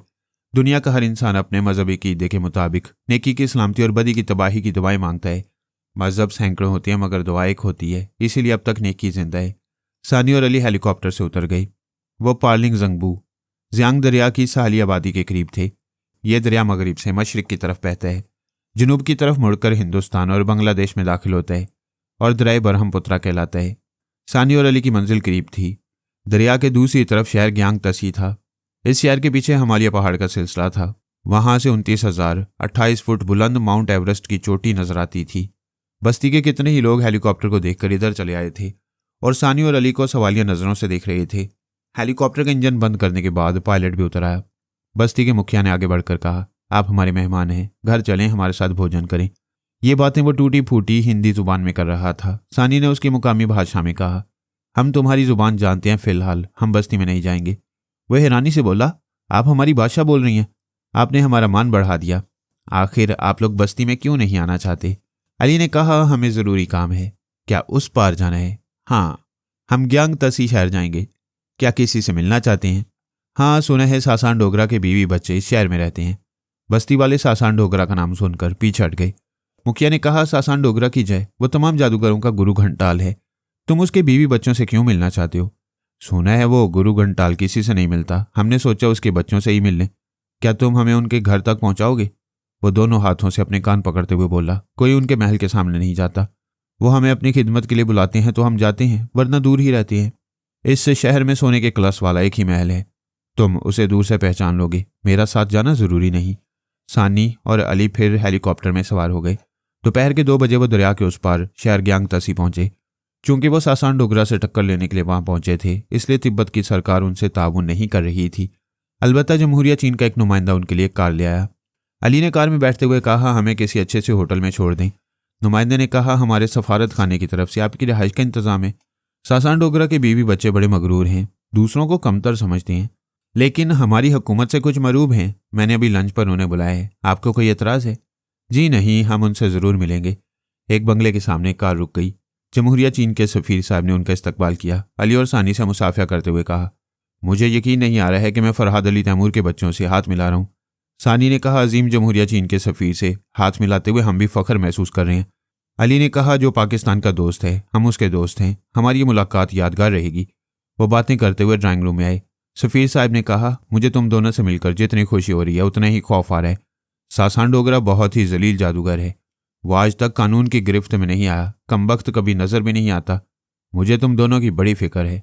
आप फिक्र न करें, हमने बचपन से यह सीखा है कि मौत पर हक है, ये किसी भी लम्हे आ सकती है। फिर क्यों न इंसानियत के लिए कुछ करते हुए मौत को गले लगाएं। सेक्रेटरी ने आकर कहा, मिसेस डोगरा अपने बच्चों के साथ आई हैं। 1 मिनट के अंदर ही एक मुअम्मर औरत एक जवान लड़के और जवान लड़के के साथ आई। मुअम्मर औरत ने घूरकर सानी और अली को देखा, फिर पूछा, क्या यही वो कमबख्त हैं जो मरने के लिए अपने मुल्क से इतने दूर चले आए हैं? सानी ने उठकर कहा, हम वही खुशबख्त हैं जो तुम्हारे लिए कमबख्ती लेकर आए हैं। मिसेस डोगरा ने कहा, लड़की, मैं अभी फूंक मार दूंगी तो तू खून थूकने लगेगी। सानी मुस्कुराकर बोली, अच्छा तो तुम फूंक मारती हो, लेकिन फूंकों से ये चिराग बुझाए नहीं जाएंगे। लड़के और लड़की ने उन्हें नागवारी से देखा। वो दोनों अपने बाप की तरह कद्यावर थे। लड़का पहलवान था। सफ़ीर साहब ने तारुफ कराया, मिस्टर अली, ये खातून अजीम सासान डोगरा की धर्मपत्नी है, ये उनकी साहबजादी हैं। इनका नाम टेलीना है और साहिबजादे का नाम फोंग फोटेली है। सानी ने टेलीना से और अली ने फोंग फोटेली से मुसाफिया किया। वो जैसे घर से इरादा करके आए थे कि बाप के दुश्मनों को मरूब करके सफ़ीर साहब के घर से भगा देंगे, उन्हें अपने बाप डोगरा तक नहीं पहुंचने देंगे। मुसाफे के बहाने टेलीना ने सानी का हाथ जकड़ लिया। फांग फोटेली ने भी अली के साथ यही किया। इतनी कुव्वत से हाथ दबाया कि पत्थर होता तो चूर हो जाता, मगर वो अली का हाथ था। उसे वाटसू रोकी ने फौलाद बनाया था। फांग फोटेली ज़ेर लब कोई मंत्र पढ़ रहा था, मगर परेशान भी था। न मंत्र काम आ रहा था और ना ही पहलवानी कुव्वत से बात बन रही थी। अली खामोश खड़ा मुस्कुरा रहा था। सानी ने पूछा, मिस टेली, तुम कब तक मेरा हाथ छोड़ दोगी? टेली ने पूछा, क्या तुम हाथ छुड़ा सकती हो? मैं मोहतरम सफ़ीर साहब के घर में तुम्हें तिगनी का नाच नचाना नहीं चाहती। सफ़ीर साहब ने कहा, मिसेस डोगरा, आपने कहा था कि मेरे घर में आपकी तरफ से मेरे मेहमानों को तकलीफ नहीं पहुंचेगी। मिसेस डोगरा ने कहा, इसमें तकलीफ की क्या बात है? मेरे बच्चे इखलाकन हाथ मिला रहे हैं। क्या तुम्हारे मेहमान इतने कमज़ोर हैं कि अपना हाथ भी छुड़ा नहीं सकते? उसी वक्त टेलीना ने चीख मारी, फिर अपने पैर पटक पटक कर अपना हाथ छुड़ाने की कोशिश करने लगी। दाव उलट गया था। वो तकलीफ से बार बार चीख रही थी। उसके भाई ने गरज कर कहा, मेरी बहन का हाथ छोड़ दो वरना। अली ने कहा, वरना कुछ नहीं होगा, तुम सानी के करीब नहीं जा सकोगे। फांग फोटेली अचानक ही तकलीफ की शिद्दत से दोहरा हो गया। फौलादी शिकंजे में हाथ का गोश्त और हड्डियां जैसे पिस रही थीं। उसने दूसरे हाथ से हमला करना चाहा। अली ने जरा और दबाव डाला तो वो चीख पड़ा। दूसरे हाथ से हमला करना भूल गया। माँ अपने बेटे को छुड़ाने के लिए गुस्से में मंत्र पढ़ने लगी। फिर उसने अली पर थूकना चाहा, मगर अपने ही बेटे के मुंह पर थूक दिया। वहां से पलटकर दूसरी बार अपनी बेटी पर थूका। फिर हैरान परेशान होकर बोली, ये क्या हो रहा है? मैं अपने बच्चों पर क्यों थूक रही हूँ? सलमान वास्ती उसके दिमाग में घुसा हुआ था। वो अपने इख्तियार में नहीं थी। उसने सोचा अपने सर का एक बाल तोड़कर आग में जलाए। इस अमल से सासान डोगरा को खबर हो जाती कि उसके बीवी बच्चे मुसीबत में है, लेकिन सलमान वास्ती ने ऐसा नहीं करने दिया। सानी और अली ने उनके हाथ छोड़ दिए। वो दोनों पीछे हटकर तकलीफ से रो रहे थे। माँ ने कहा, हम यहाँ 1 मिनट नहीं रहेंगे, तुम्हारा बाप इनसे निमट लेगा, इनकी मौत इन्हें यहाँ लाई है। वो तीनों चले गए। सफ़ीर ने कहा, खस कम जहाँ पाक, कम वक्त आदाब और तहजीब को बालाए ताक रखकर अपनी ताकत का मुजाहरा कर रहे थे। आफरीन है तुम दोनों पर। कोई झगड़ा नहीं किया और उन्हें मैदान छोड़ने पर मजबूर कर दिया। वो लोग खाने की मेज़ पर आए। सफ़ीर साहब ने कहा, एक बात समझ में नहीं आई, वो बुढ़िया अपने ही बच्चों के मुंह पर क्यों थूक रही थी? सानी ने कहा, मेरे वालिद उसके दिमाग में थे। सफ़ीर साहब ने हंसते हुए कहा, अच्छा हाँ, मैं तो भूल ही गया था कि तुम्हारे खानदान में टेलीपैथी जानने वालों की खासी तादाद है। अली ने कहा, पूरे आधे दर्जन हैं। सानी के वालिद सलमान वास्ती, वालदा सुल्ताना, आंटी लैला और अंकल ब्रायन वुल्फ, फिर पारस की वाइफ जोजो और मेरी वालदा रसवंती हैं, जो आजकल रिटायर्ड जिंदगी गुजार रही हैं। तुम्हारी वालदा ने गोशा नशीनी क्यों इख्तियार कर ली? दुश्मनों ने उन्हें दिमागी तौर पर बहुत नुकसान पहुंचाया था। उनका इलाज हो चुका है, वो ख्याल ख्वानी कर सकती हैं, लेकिन हम सब बाबा साहब के दायरे के कवानीन के पाबंद हैं। जनाब अली असदुल्ला तबरेज़ी ने मेरी मामा को तवील अरसे तक दुनियादारी से दूर रहने का मशवरा दिया है। वो खाने के बाद वहां से रवाना हुए। सफ़ीर साहब के सेक्रेटरी ने उन्हें एक रिहाइशगाह में पहुंचा दिया। वह मजबूत लकड़ियों से बना हुआ एक मकान था। उन्होंने मकान को अंदर से अच्छी तरह देखा। मुतमईन होकर अंदर से दरवाजे को बंद किया। फिर अलग अलग कमरों में सोने के लिए चले गए। इरादा था कि शाम 6 बजे तक नींद पूरी करेंगे, इसके बाद तिलिस्म गदे की तरफ जाएंगे। ठीक 6 बजे उनकी आंख खुली। सानी और अली के कमरों के दरमियान एक मुश्तरका बाथरूम था। उन्होंने बारी बारी जाकर गुस्ल किया। फिर लिबास तब्दील करने के बाद कमरे से बाहर जाना चाहते थे, मगर ना जा सके। दोनों कमरों के दरवाजे बाहर से बंद कर दिए गए थे। अब वो बाथरूम के दरवाजे खोलकर एक दूसरे से मिल सकते थे। पता चला वो दरवाजे भी बंद हो चुके हैं। अंदर कोई आया नहीं था। किसी ने दरवाज़ों को बंद नहीं किया था। वो खुद ब खुद मुकफ्फल हो गए थे और ये सासान डोगरा का जादुई अमल हो सकता था। अली ने आवाज़ दी, सानी मेरी आवाज़ सुन रही हो? उसे सानी की तरफ से जवाब नहीं मिला। सानी ने भी उसे पुकारा, उसकी आवाज़ भी अली तक नहीं पहुंची। अब गलतफहमी लाजमी थी। अली को अंदेशा हुआ कि सानी को कुछ हो गया है, दुश्मन गालिब आ गए हैं। उधर सानी भी यही सोच रही थी कि अली पर अचानक हमला करके उसकी जुबान बंद कर दी गई है। ये गलतफहमी टेलीपैथी के जरिए दूर हो सकती थी, लेकिन उस वक्त कोई उनके दिमाग में मौजूद नहीं था। सलमान और सुल्तानों को ये मालूम था कि सानी और अली शाम 6 बजे तक सोते रहेंगे। बेदार होने के बाद 7 बजे तक वो रिहाइशगाह से निकलेंगे तो वो उनके दिमागों में पहुंच जाएंगे। अभी 7 नहीं बजे थे, चुनाचे वो नहीं आए। इससे पहले दुश्मन आ गया। उस मकान की छत और दीवारें मजबूत लकड़ियों की थीं। पिछली दीवारों में जो खिड़कियां थीं वहां से गहरी खाई नजर आती थी। खिड़की से फरार होने वाला सैकड़ों फुट गहराई में गिर सकता था। ताहम अली ने वही रास्ता इख्तियार किया। उसने खिड़की को एक लात मारी, खिड़की की चौखट लरस गई। उधर सानी भी दौड़ती हुई आई, फिर उसने खिड़की पर फ्लाइंग किक मारी। उसने 3 बार इसी तरह किक मारी। चौखट अपनी जगह से उखड़ने लगी। अब दोनों हाथों के 2-4 झटकों से खिड़की टूटकर गिर सकती थी। उसी वक्त दरवाज़ा खुला। खुले हुए दरवाजे पर फोंग फोटेली खड़ा मुस्कुरा रहा था। वो दरवाजे को अंदर से बंद करते हुए बोला, मेरी जान, खिड़की क्यों तोड़ रही हो? मैं दिल का दरवाज़ा खोल रहा हूँ, मेरी आगोश में आ जाओ। सानी ने पूछा। अली से पंजा लड़ाकर अक्ल नहीं आई, अब मेरे पास मरने आए हो? तुम पर तो मैं 1000 बार मरने को तैयार हूँ। वो करीब आने लगा। सानी उससे कतराते हुए बोली, हमारी पहली कोशिश यही होती है कि दुश्मन को अकल आ जाए और वह दुश्मनी से बाज आ जाए। अकल तुम्हें आनी चाहिए, तो मेरे बाप से दुश्मनी करने आई हो। मैं अपनी मामा को पापा ढूक और सासान डोगरा के जादू से निजात दिलाने आई हूँ। मेरी माँ से मंसूब शैतानी पुतला मेरे हवाले कर दो, मैं उसे तोड़कर चली जाऊंगी। तुम टूट जाओगी, मगर मेरे बाप का बनाया हुआ कोई पुतला नहीं टूटेगा। यही गुरूर तुम्हारे बाप को हमेशा के लिए तोड़ डालेगा। फोंग फोटेली ने उसे गाफिल समझकर छलांग लगाई, लेकिन वो पैंतरा बदल कर निकल गई। उसने गिरते गिरते संभलने की कोशिश की, मगर लात खाकर औंधे मुंह गिर पड़ा। सानी ने पूछा, तुम्हारा बाप इतना बुज़दिल क्यों है? खुद छुपा हुआ है और दूध पीते बच्चों को बार बार मार खाने के लिए हमारे पास भेज रहा है। वो तिल मिलाकर फर्श से उठते हुए बोला, वो आएगा तो तुम्हें धुआं बनाकर उड़ा देगा, लेकिन उससे पहले मैं तुम्हें खराब करूंगा, तुम्हारी पारसाई की धज्जियां उड़ाऊंगा, क्योंकि तुम्हारी पाकीज़गी के बायस उसका जादू बेअसर हो रहा है।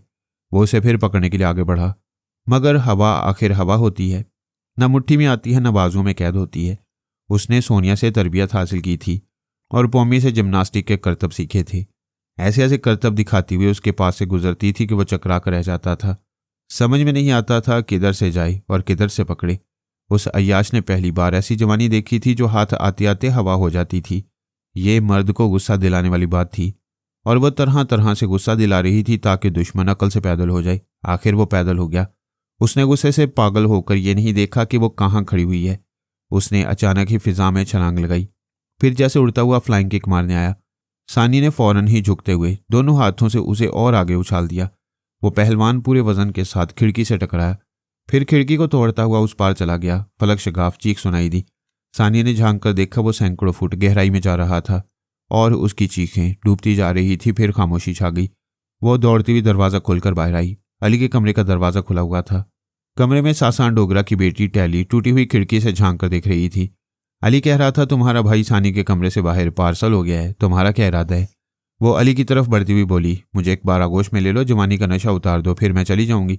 सानी ने कमरे में आकर कहा, जानती हो अली, ये ऐसा क्यों चाहती है? इसकी खोपड़ी खराब हो गई है। नहीं, इसकी बेहयाई के पीछे एक मकसद है।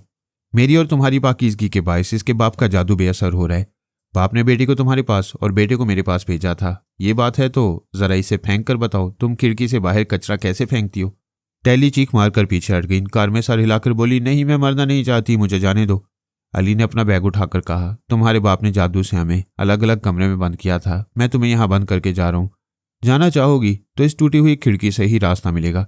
इस रास्ते से अपने भाई के पास पहुंच जाओगी। वो सानी के साथ जाने लगा। टैली दौड़ती हुई आई। सानी ने उसके मुंह पर एक उल्टा हाथ रसीद किया। उसका मुंह घूम गया। वो घूमकर फर्श पर गिरी। उन्होंने बाहर आकर दरवाजा बंद कर दिया। सानी अपने कमरे से अपना बैग उठाकर ले आई। दोनों उस मकान से बाहर आ गए। वहां उनके लिए कार मौजूद थी। उसी वक्त सलमान ने आकर पूछा, बेटी खैरियत से हो? जी हाँ। डोगरा ने एक ओछा हमला किया था। उस हमले में उसका बेटा जहन्नुम में पहुंच गया। बेटी को हम एक कमरे में बंद करके जा रहे हैं। अली उस कार को चेक कर रहा था, फिर कार से निकलकर बोला, इसका ब्रेक नाकारा बना दिया गया है, आओ पैदल चलें। सानी ने उसके साथ चलते हुए कहा, डैडी मेरे पास हैं। अली ने कहा, अंकल, ब्रेक नाकारा होने का मकसद ये था कि हम ड्राइविंग के दौरान हादसे का शिकार हो जाएं, या हमें साजिश का इल्म हो जाए तो हम पैदल जाएं, ताकि डोगरा से खौफजदा रहने वाले शहरी हमारे पीछे पड़ जाएं और डोगरा के हुक्म से हमें गार तक ना पहुंचने दें। खौफजदा शहरियों का हजूम हमें जानी नुकसान पहुंचा सकता है। आप हमारे पायलट से कह दें, वो यहाँ हेलीकॉप्टर ले आएगा। सलमान ने सुल्ताना से कहा कि वो सानी के पास रहे। फिर पायलट के दिमाग में जाना चाहा, लेकिन उसका दिमाग मौत के अंधेरे में गुम हो गया था।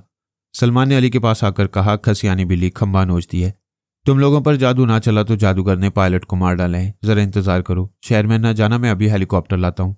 सलमान सफीर साहब के पास आकर बोला, आपने हमारे साथ बहुत तामुन किया है, एक ज़हमत और करें, फ़ोन के जरिए हमारे पायलट की खैरियत मालूम करें। सफीर साहब ने फ़ोन उठाकर नंबर डायल किए। राब्ता कायम होने पर कहा, सरकारी एयरपोर्ट पर अभी एक हेलीकॉप्टर आया था, मैं उसके पायलट से बात करना चाहता हूँ। जवाब मिला, जनाब वो पायलट तो खून की कह करते करते मर गया है, उस पर सासान डोगरा का कहर नाजिल हुआ है। सफीर साहब ने रिसीवर रखकर कहा, वो बहुत ही जलील और कमीना जादूगर है, मुझे आपके बच्चों की फिक्र है, वो खैरियत से हैं? खुदा का शुक्र है वो खैरियत से रहेंगे, मैं उनके पास जा रहा हूँ। सलमान उस शख्स के दिमाग में पहुंचा जिसने फ़ोन पर पायलट की मौत की इतला दी थी। वो छोटे से सरकारी एयरपोर्ट का इंचार्ज था, खुद भी एक पायलट था। सलमान ने उसके दिमाग पर कब्जा जमा लिया। वो अपने दफ्तर से उठकर दौड़ता हुआ हेलीकॉप्टर के पास आया, पायलट की सीट संभाली, उसका इंजन स्टार्ट किया। दफ्तर के कुछ लोग उसे सवालिया नज़रों से देख रहे थे। एक अफसर ने वायरलेस के जरिए पूछा, वो आफत ज़दा हेलीकॉप्टर है, सासान डोगरा उसे परवाज करने नहीं देगा, तुम क्यों अपनी मौत बुला रहे हो? उसने जवाब नहीं दिया। हेलीकॉप्टर फिजा में बुलंद हो गया। शहर के ऊपर परवाज करता हुआ सानी और अली के सामने एक मैदान में उतर गया। वो पायलट उतरकर अली के पास आया। सलमान ने उसकी जुबान से कहा, मैं इसके जरिए हेलीकॉप्टर ले आया हूँ, अब तुम इसे जाने दो, खुद हेलीकॉप्टर ले जाओ। सानी और अली उसमें सवार हो गई। जब हेलीकॉप्टर फिजा में बुलंद होकर जाने लगा तो सलमान ने इंचार्ज पायलट के दिमाग को आज़ाद छोड़ दिया और सानी के पास आ गया। तलीसम कदे की नीम रोशनी और नीम तारीकी में सासान डोगरा शैतानी खोपड़ी के सामने खड़ा था और शैतानी आंख में हेलीकॉप्टर को परवाज करते देख रहा था। उसका तमाम जादू उलट रहा था, हर तदबीर नाकाम हो रही थी। वो अपनी आदत के मुताबिक गुस्से में पैर पटकता हुआ वहां से जाने लगा। उसके पैरों की धमक से जमीन जैसे लरज रही थी। वो इसी अंदाज से चलता हुआ कांटों के बिस्तर के पास आया। महाज्ञानी आंखें बंद किए नोकीले कांटों पर आराम से लेटा हुआ था।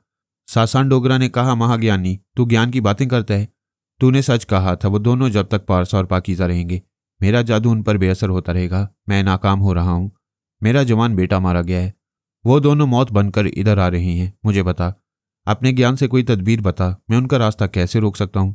ज्ञानी ने आंखें खोलकर उसे देखा, फिर कहा, कब्र के किनारे सारी तदबीरें खत्म हो जाती हैं। महाज्ञानी मैं तुझसे एक बात पूछने के लिए तेरे जिस्म से एक कांटा निकालता हूँ, आज 2 कांटे निकालूंगा, ये देख। उसने ज्ञानी के जिस्म से 2 कांटे निकाले। ज्ञानी चुप रहा। उसने 2 और कांटे निकाले, फिर कहा, देख मैंने 4 निकाल दिए, अब तू जरूर बताएगा।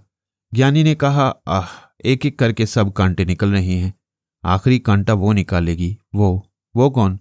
वो ही नेक लड़की जो अली के साथ आ रही है। वो पीछे हटकर बोला, तू ये कह रहा है कि वो तिलिस्म कदे के अंदर पहुंच जाएंगे? हाँ, तेरे बचाव का एक ही रास्ता है, यहां से भाग जा। हरगिज नहीं, मैंने आज तक मैदान नहीं छोड़ा, जबरदस्त दुश्मनों को मौत के घाट उतारता आ रहा हूं। क्या उन बच्चों के डर से तिलिस्म कदा छोड़ दूं? शिकस्त खाने वाला बादशाह ताज छोड़ देता है, तख्त छोड़ देता है, महल के चोर दरवाजे से फरार होकर अपनी जान बचाता है, क्योंकि बचाव का यही एक रास्ता रह जाता है। नहीं, कोई दूसरी तदबीर बता और 4 कांटे निकाल दे। वो आगे बढ़कर कांटे निकालने के लिए झुका, फिर चौंक कर बोला, तेरे जिस्म में 5 कांटे रह गए हैं। मैंने 5 नहीं 4 निकालने को कहा है। फिर तो एक ही रह जाएगा। तू बहुत चालाक है, मुझे कोई अधूरी तदबीर बताएगा। जब मैं पूरी बात पूछूंगा तो तू आखिरी कांटा निकालने को कहेगा। नहीं, मैं तुझे आज़ाद नहीं करूंगा। यानी तू जान बचाने की तदबीर सुनना नहीं चाहता? सुनना चाहता हूं, तू सुनाता क्यों नहीं? 4 कांटे निकाल दे। आह, किस मुसीबत में पड़ गया हूं, जान बचाने के लिए निकालना ही होगा। उसने 4 कांटे निकाल दिए, एक आखिरी रह गया। ज्ञानी ने हंसते हुए कहा, बड़ा मूर्ख है तू। उसने पूछा, अब क्या हुआ? मुझे ज्ञानी और अक्लमंद भी कहता है, मुझे गुलामी बनाकर रखता है और मुझसे दुश्मनी करके मुझसे निजात का रास्ता पूछता है। क्या तू रास्ता नहीं बताएगा? तूने सारे कांटे निकाल दिए, मैं आज़ाद हो गया, तेरा ताबेदार नहीं रहा। फिर तुझे क्या बताऊं और क्यों बताऊं? बकवास मत कर, तू आज़ाद नहीं, अभी आखिरी कांटा बाकी है। मैं कह चुका हूं, आखिरी कांटा उस नेक लड़की के हाथ से निकलेगा। तेरे हाथ के तमाम कांटे निकल चुके हैं, तेरी तरफ से आज़ादी मिल चुकी है। वो गुस्से से एक तरफ गया, वहां से तेज धार वाली कुल्हाड़ी लेकर आया, फिर बोला, तू ज्ञानी नहीं मक्कार है, यह आखिरी कांटा कभी नहीं निकलेगा, मैं तेरी गर्दन उड़ा दूंगा। उसने कुल्हाड़ी को दोनों हाथों से बुलंद किया। उसी वक्त तेजी से गर्दिश करते हुए पंखे की आवाज़ सुनाई दी। सासान डोगरा के हाथ रुक गए। वो सर उठाकर हेलीकॉप्टर की आवाज़ सुनने लगा।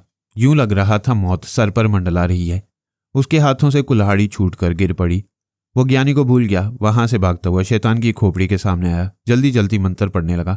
मुख्तलिफ जादुई अमल के बाद खोपड़ी की एक आंख में वो हेलीकॉप्टर गार के करीब उतरता हुआ दिखाई दे रहा था। उसने एक छोटे से पुतले को उठाकर खोपड़ी के सामने रखते हुए कहा, यह पुतला राहीला से मंसूब है। इस पुतले को तोड़ने के लिए वो दोनों मेरी मौत बनकर आ रही हैं।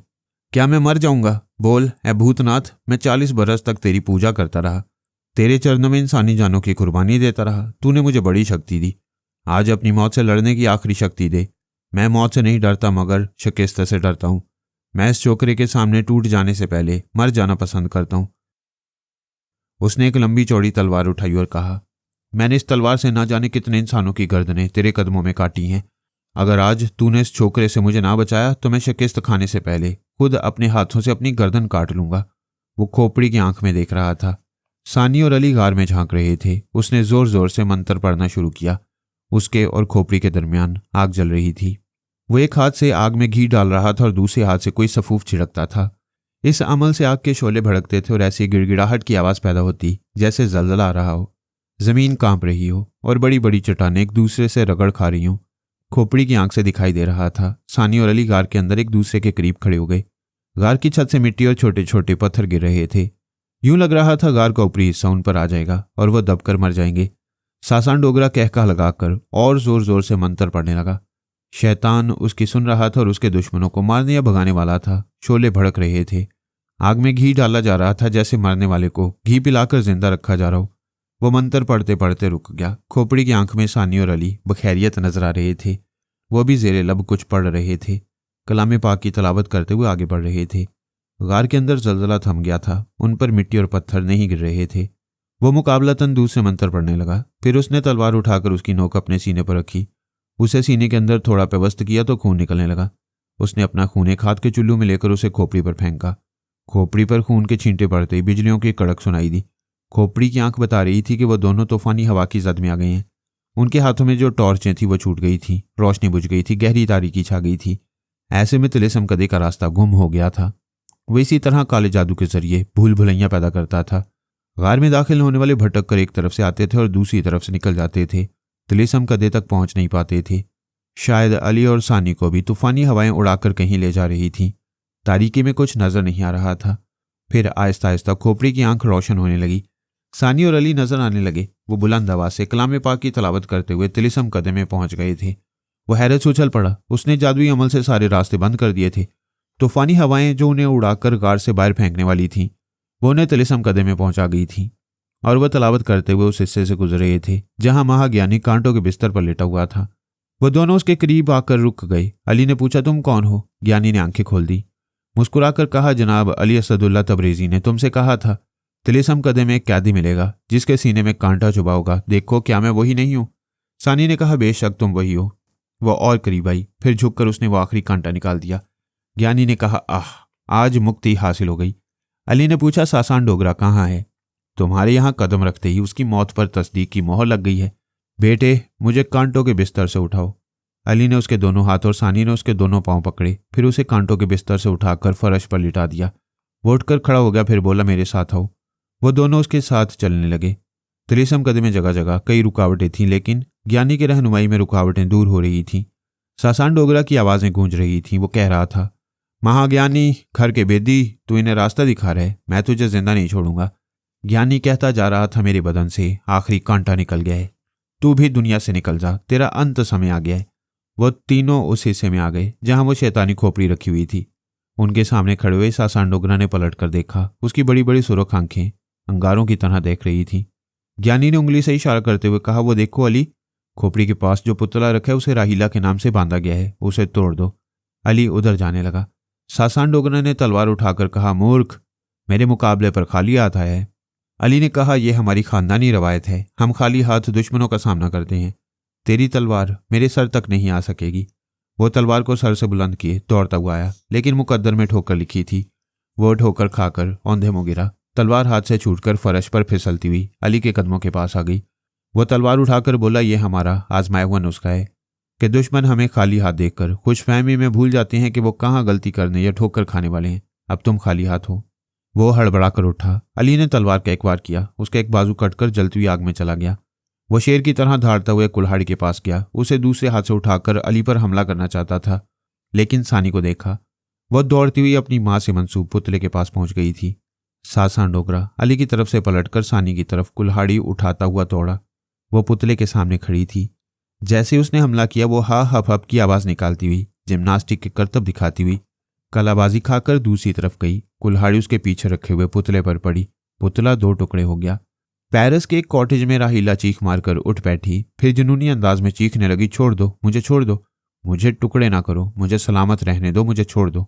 सुल्तान और सलमान वास्ती पहले से ऐसी सूरत हाल के लिए तैयार थे और राहीला को संभालने के लिए वहां मौजूद थे। सलमान ने उसके बाजू को थामकर कहा, हौसला करो, तुम्हारे अंदर से शैतान निकल रहा है। नहीं, मैं सानी को जिंदा नहीं छोड़ूंगी, वो मेरी बेटी नहीं है। उसकी चालाकी से मेरे 2 टुकड़े हो गए हैं। देखो, मैं आधी इधर हूं, आधी उधर। उधर अली ने तलवार का दूसरा वार किया। सासान डोगरा का दूसरा बाजू कटकर कुल्हाड़ी समेत शैतानी खोपड़ी से टकराया, फिर खोपड़ी के साथ भड़कते हुए शोलों में चला गया। सासान डोगरा ने चीख मारी, जैसे खोपड़ी की जगह खुद जल रहा हो। वो पलटकर खोपड़ी को आग से निकालने गया, लेकिन कैसे निकालता, दोनों हाथों से महरूम हो चुका था। मगर वो खोपड़ी उसके लिए अपनी जान से ज्यादा अजीज थी। उसने अपने सर को आग में झोंक दिया, खोपड़ी को दांतों से पकड़कर निकालना चाहता था। अली ने तलवार के एक ही वार से उसकी गर्दन अलग कर दी। उसका धड़ आग के बाहर और सर उस खोपड़ी के साथ आग के अंदर रह गया। पूरा तिलिस्म का दाल लरजने लगा। कितने ही बुत औंधे मुंह गिर रहे थे। अली ने 2 टुकड़े होने वाले पुतले के 4 टुकड़े कर दिए। ज्ञानी ने कहा, बस करो बेटे, अब चलो, ये जादू नगरी मिट्टी में मिल रही है। वो तीनों तेजी से चलते हुए वहां से जाने लगे। सलमान ने सानी के पास आकर कहा, शाबाश, तुमने बेटी होने का हक अदा कर दिया। तुम्हारी मम्मी बेहोश हो गई हैं, डॉक्टर अटेंड कर रहे, अब वो नॉर्मल रहेंगी। तिलिस्म कदी की दीवारें गिर रही थीं, छत नीचे आ रही थी। वो तीनों वहां से निकल आए। गार से गुजरते हुए जब बाहर आए तो वहां दूर तक मजमा लगा हुआ था।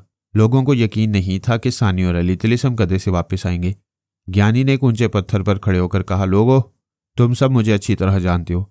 1 बरस पहले जब डोगरा मुझे काले जादू से बांध कर ले गया था तो मैंने कहा था कि वो शैतान जादूगर ठीक 12 महीने बाद मारा जाएगा और मैं तुम्हारे पास वापस आ जाऊंगा।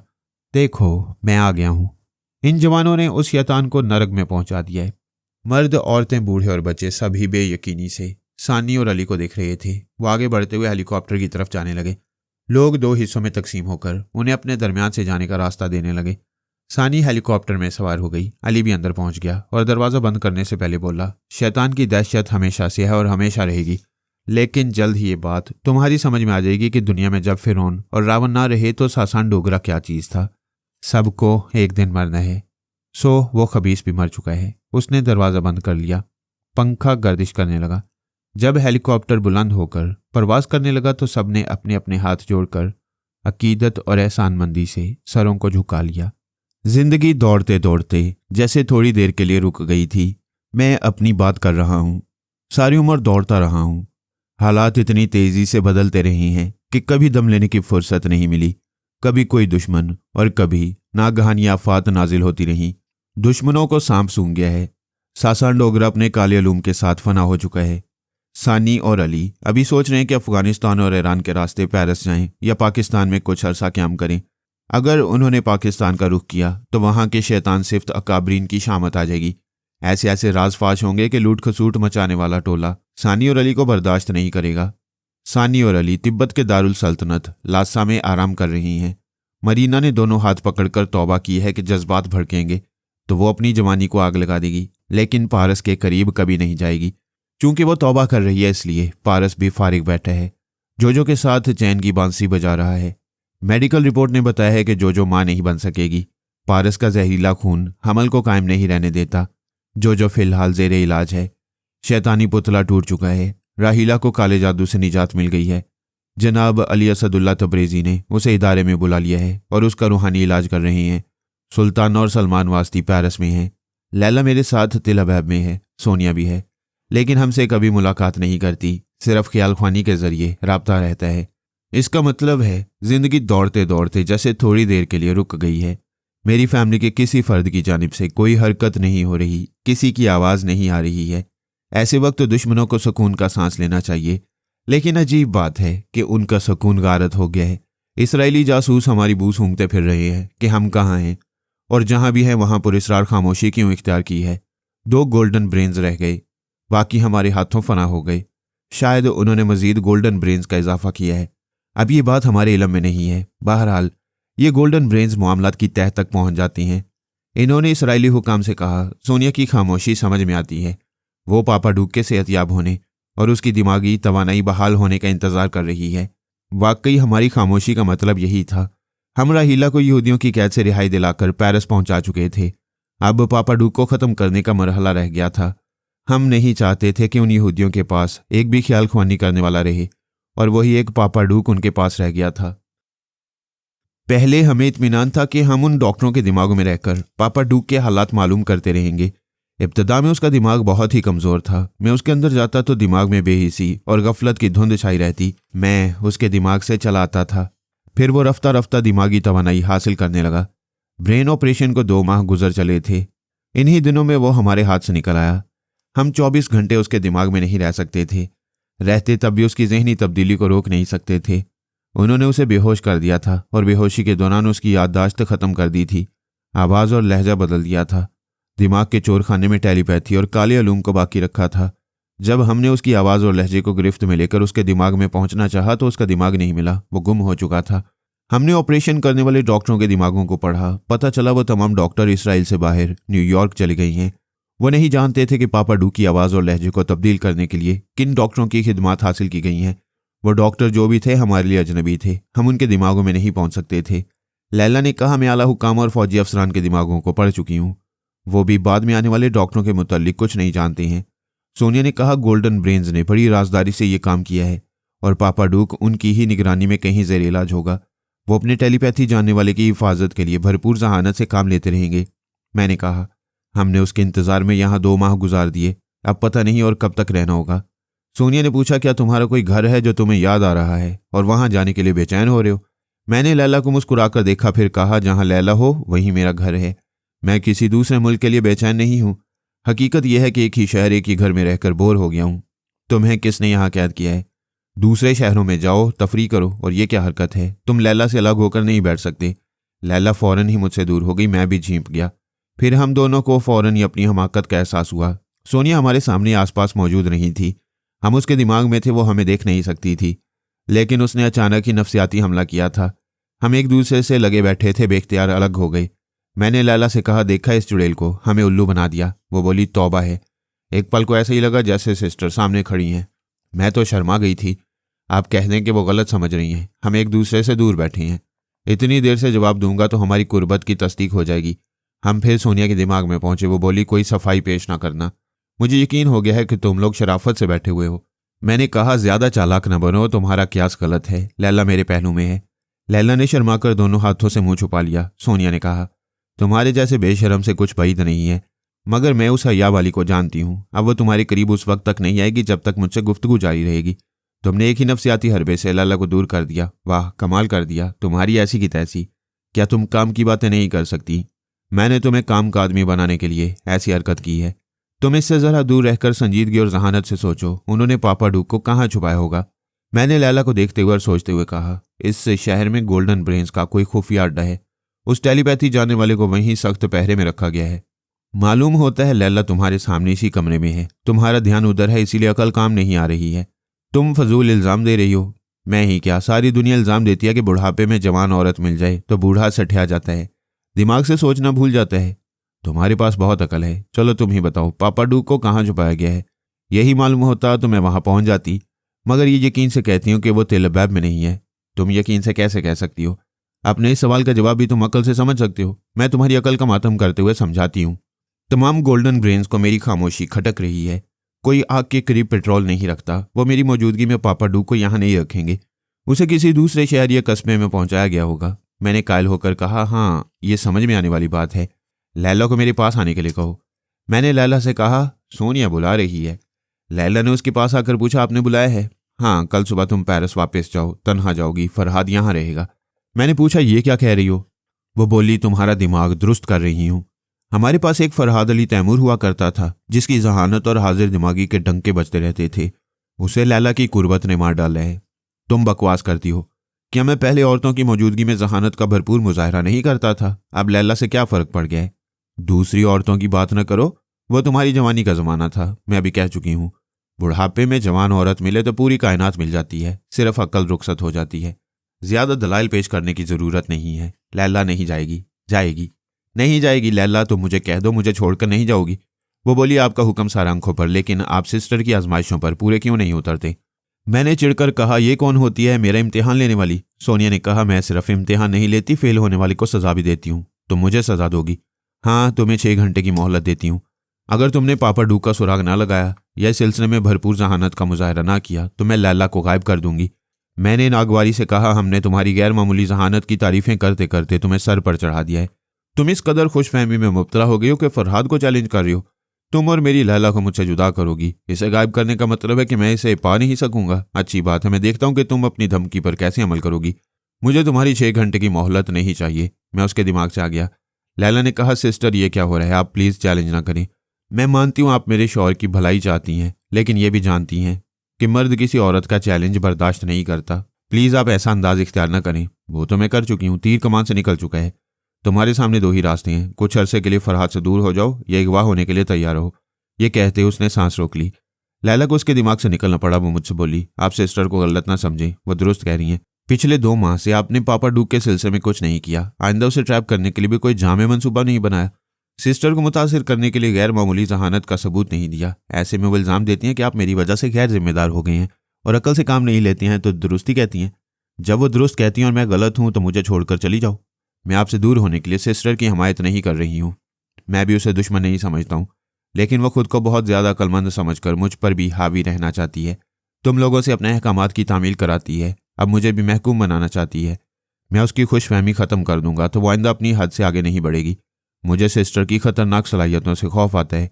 सच पूछे तो डर लग रहा है, क्या वाकई वो मुझे अगवा करके पेरिस पहुंचा देंगी? वो बहुत कुछ कर सकती है, लेकिन मैं उसकी चालों को खूब समझता हूँ। वो ज़्यादा से ज़्यादा यही करेगी कि किसी तरह तुम्हें साबिक कमज़ोरी में मुब्तला करके आर्जी तौर पर टेलीपैथी से महरूम कर देगी। हो सकता है यही हरबा मुझ पर भी आजमाए, ताकि हम आइंदा दिमागी राब्ता कायम ना कर सकें। तुम्हें एक जगह से दूसरी जगह पहुंचाएगी तो मैं ख्याल ख्वानी के जरिए तुम्हारे पास नहीं पहुंच पाऊंगा। जी हाँ, वो ऐसा कर सकती हैं और मैं ऐसा करने का मौका नहीं दूंगा। हम खाने पीने की चीज़ें अच्छी तरह जांचने के बाद इस्तेमाल करेंगे। मैं मुख्तलिफ पहलुओं पर गौर करने लगा। सोनिया के तमाम मुतवक्का तरीका हाईकार के मुतल्लिक सोचने लगा। वह बड़ी हराफा थी। बाज़-औक़ात उसे समझना नामुमकिन हो जाता था, लेकिन वो मेरे हाथों में खेली हुई औरत थी। मेरे लिए नाफहम और नामुमकिन नहीं हो सकती थी। मैं उसके हर हरबे का तोड़ करने के लिए तैयार था। सलमान वास्ती ने आकर कहा, फरहाद भाई, आप हमारी पिछली गलतियों के बायस नाराज़ हैं। मैंने सोचा था कोई गैर मामूली कारनामा अंजाम देकर आपको खुश करूंगा, फिर आपसे रब्ता करूंगा, लेकिन उससे पहले ही मजबूर होकर आया हूँ। सुल्ताना की हालत बड़ी नाजुक है, मैं उसे अस्पताल ले जा रहा हूँ। वो बहन को याद कर रही है, प्लीज़ लैला को भेज दें, हम अभी आ रही हैं। मैंने लैला को सुल्ताना के मुतालिक बताया। फिर हम उसके दिमाग में पहुंच गए। वो बहुत कमज़ोर हो गई थी। जब उसके चोर ख्यालात ने बताया कि वो माँ बनने वाली है तो मैं उसके दिमाग से चलाया। मेरा वहाँ रहना मुनासिब नहीं था। थोड़ी देर बाद लैला ने आकर कहा, वो घबरा रही है, ये पहला केस है इसलिए परेशानी लाजमी है। आप तो जानते हैं हम बहनों का ना कोई धदियाल है ना ननियाल, और सिर्फ मैं ही उसकी सब कुछ हूँ। ऐसे वक्त मुझे उसके पास रहना चाहिए। ये तो कोई बात ना हुई। सोनिया अपने चैलेंज के मुताबिक तुम्हें कभी मुझसे जुदा ना कर पाती, लेकिन तुम्हारी बहन जुदा कर रही है। आप मजबूरी समझा करें। सुल्ताना कोई ड्रामा नहीं कर रही है। आप भी उसके दिमाग में गए थे क्या? उसके चोर ख्यालात ये नहीं कहते कि वो माँ बनने वाली है, बेहद कमज़ोर हो गई है, खुद को बिल्कुल तनहा समझ रही है। हाँ, मैंने उसके चोर ख्यालात पढ़े हैं। सचमुच उसकी हालत नाजुक है, लेकिन उसकी तीमारदारी और खिदमत के लिए तजुर्बाकार नर्सों की खिदमत हासिल की जा सकती हैं।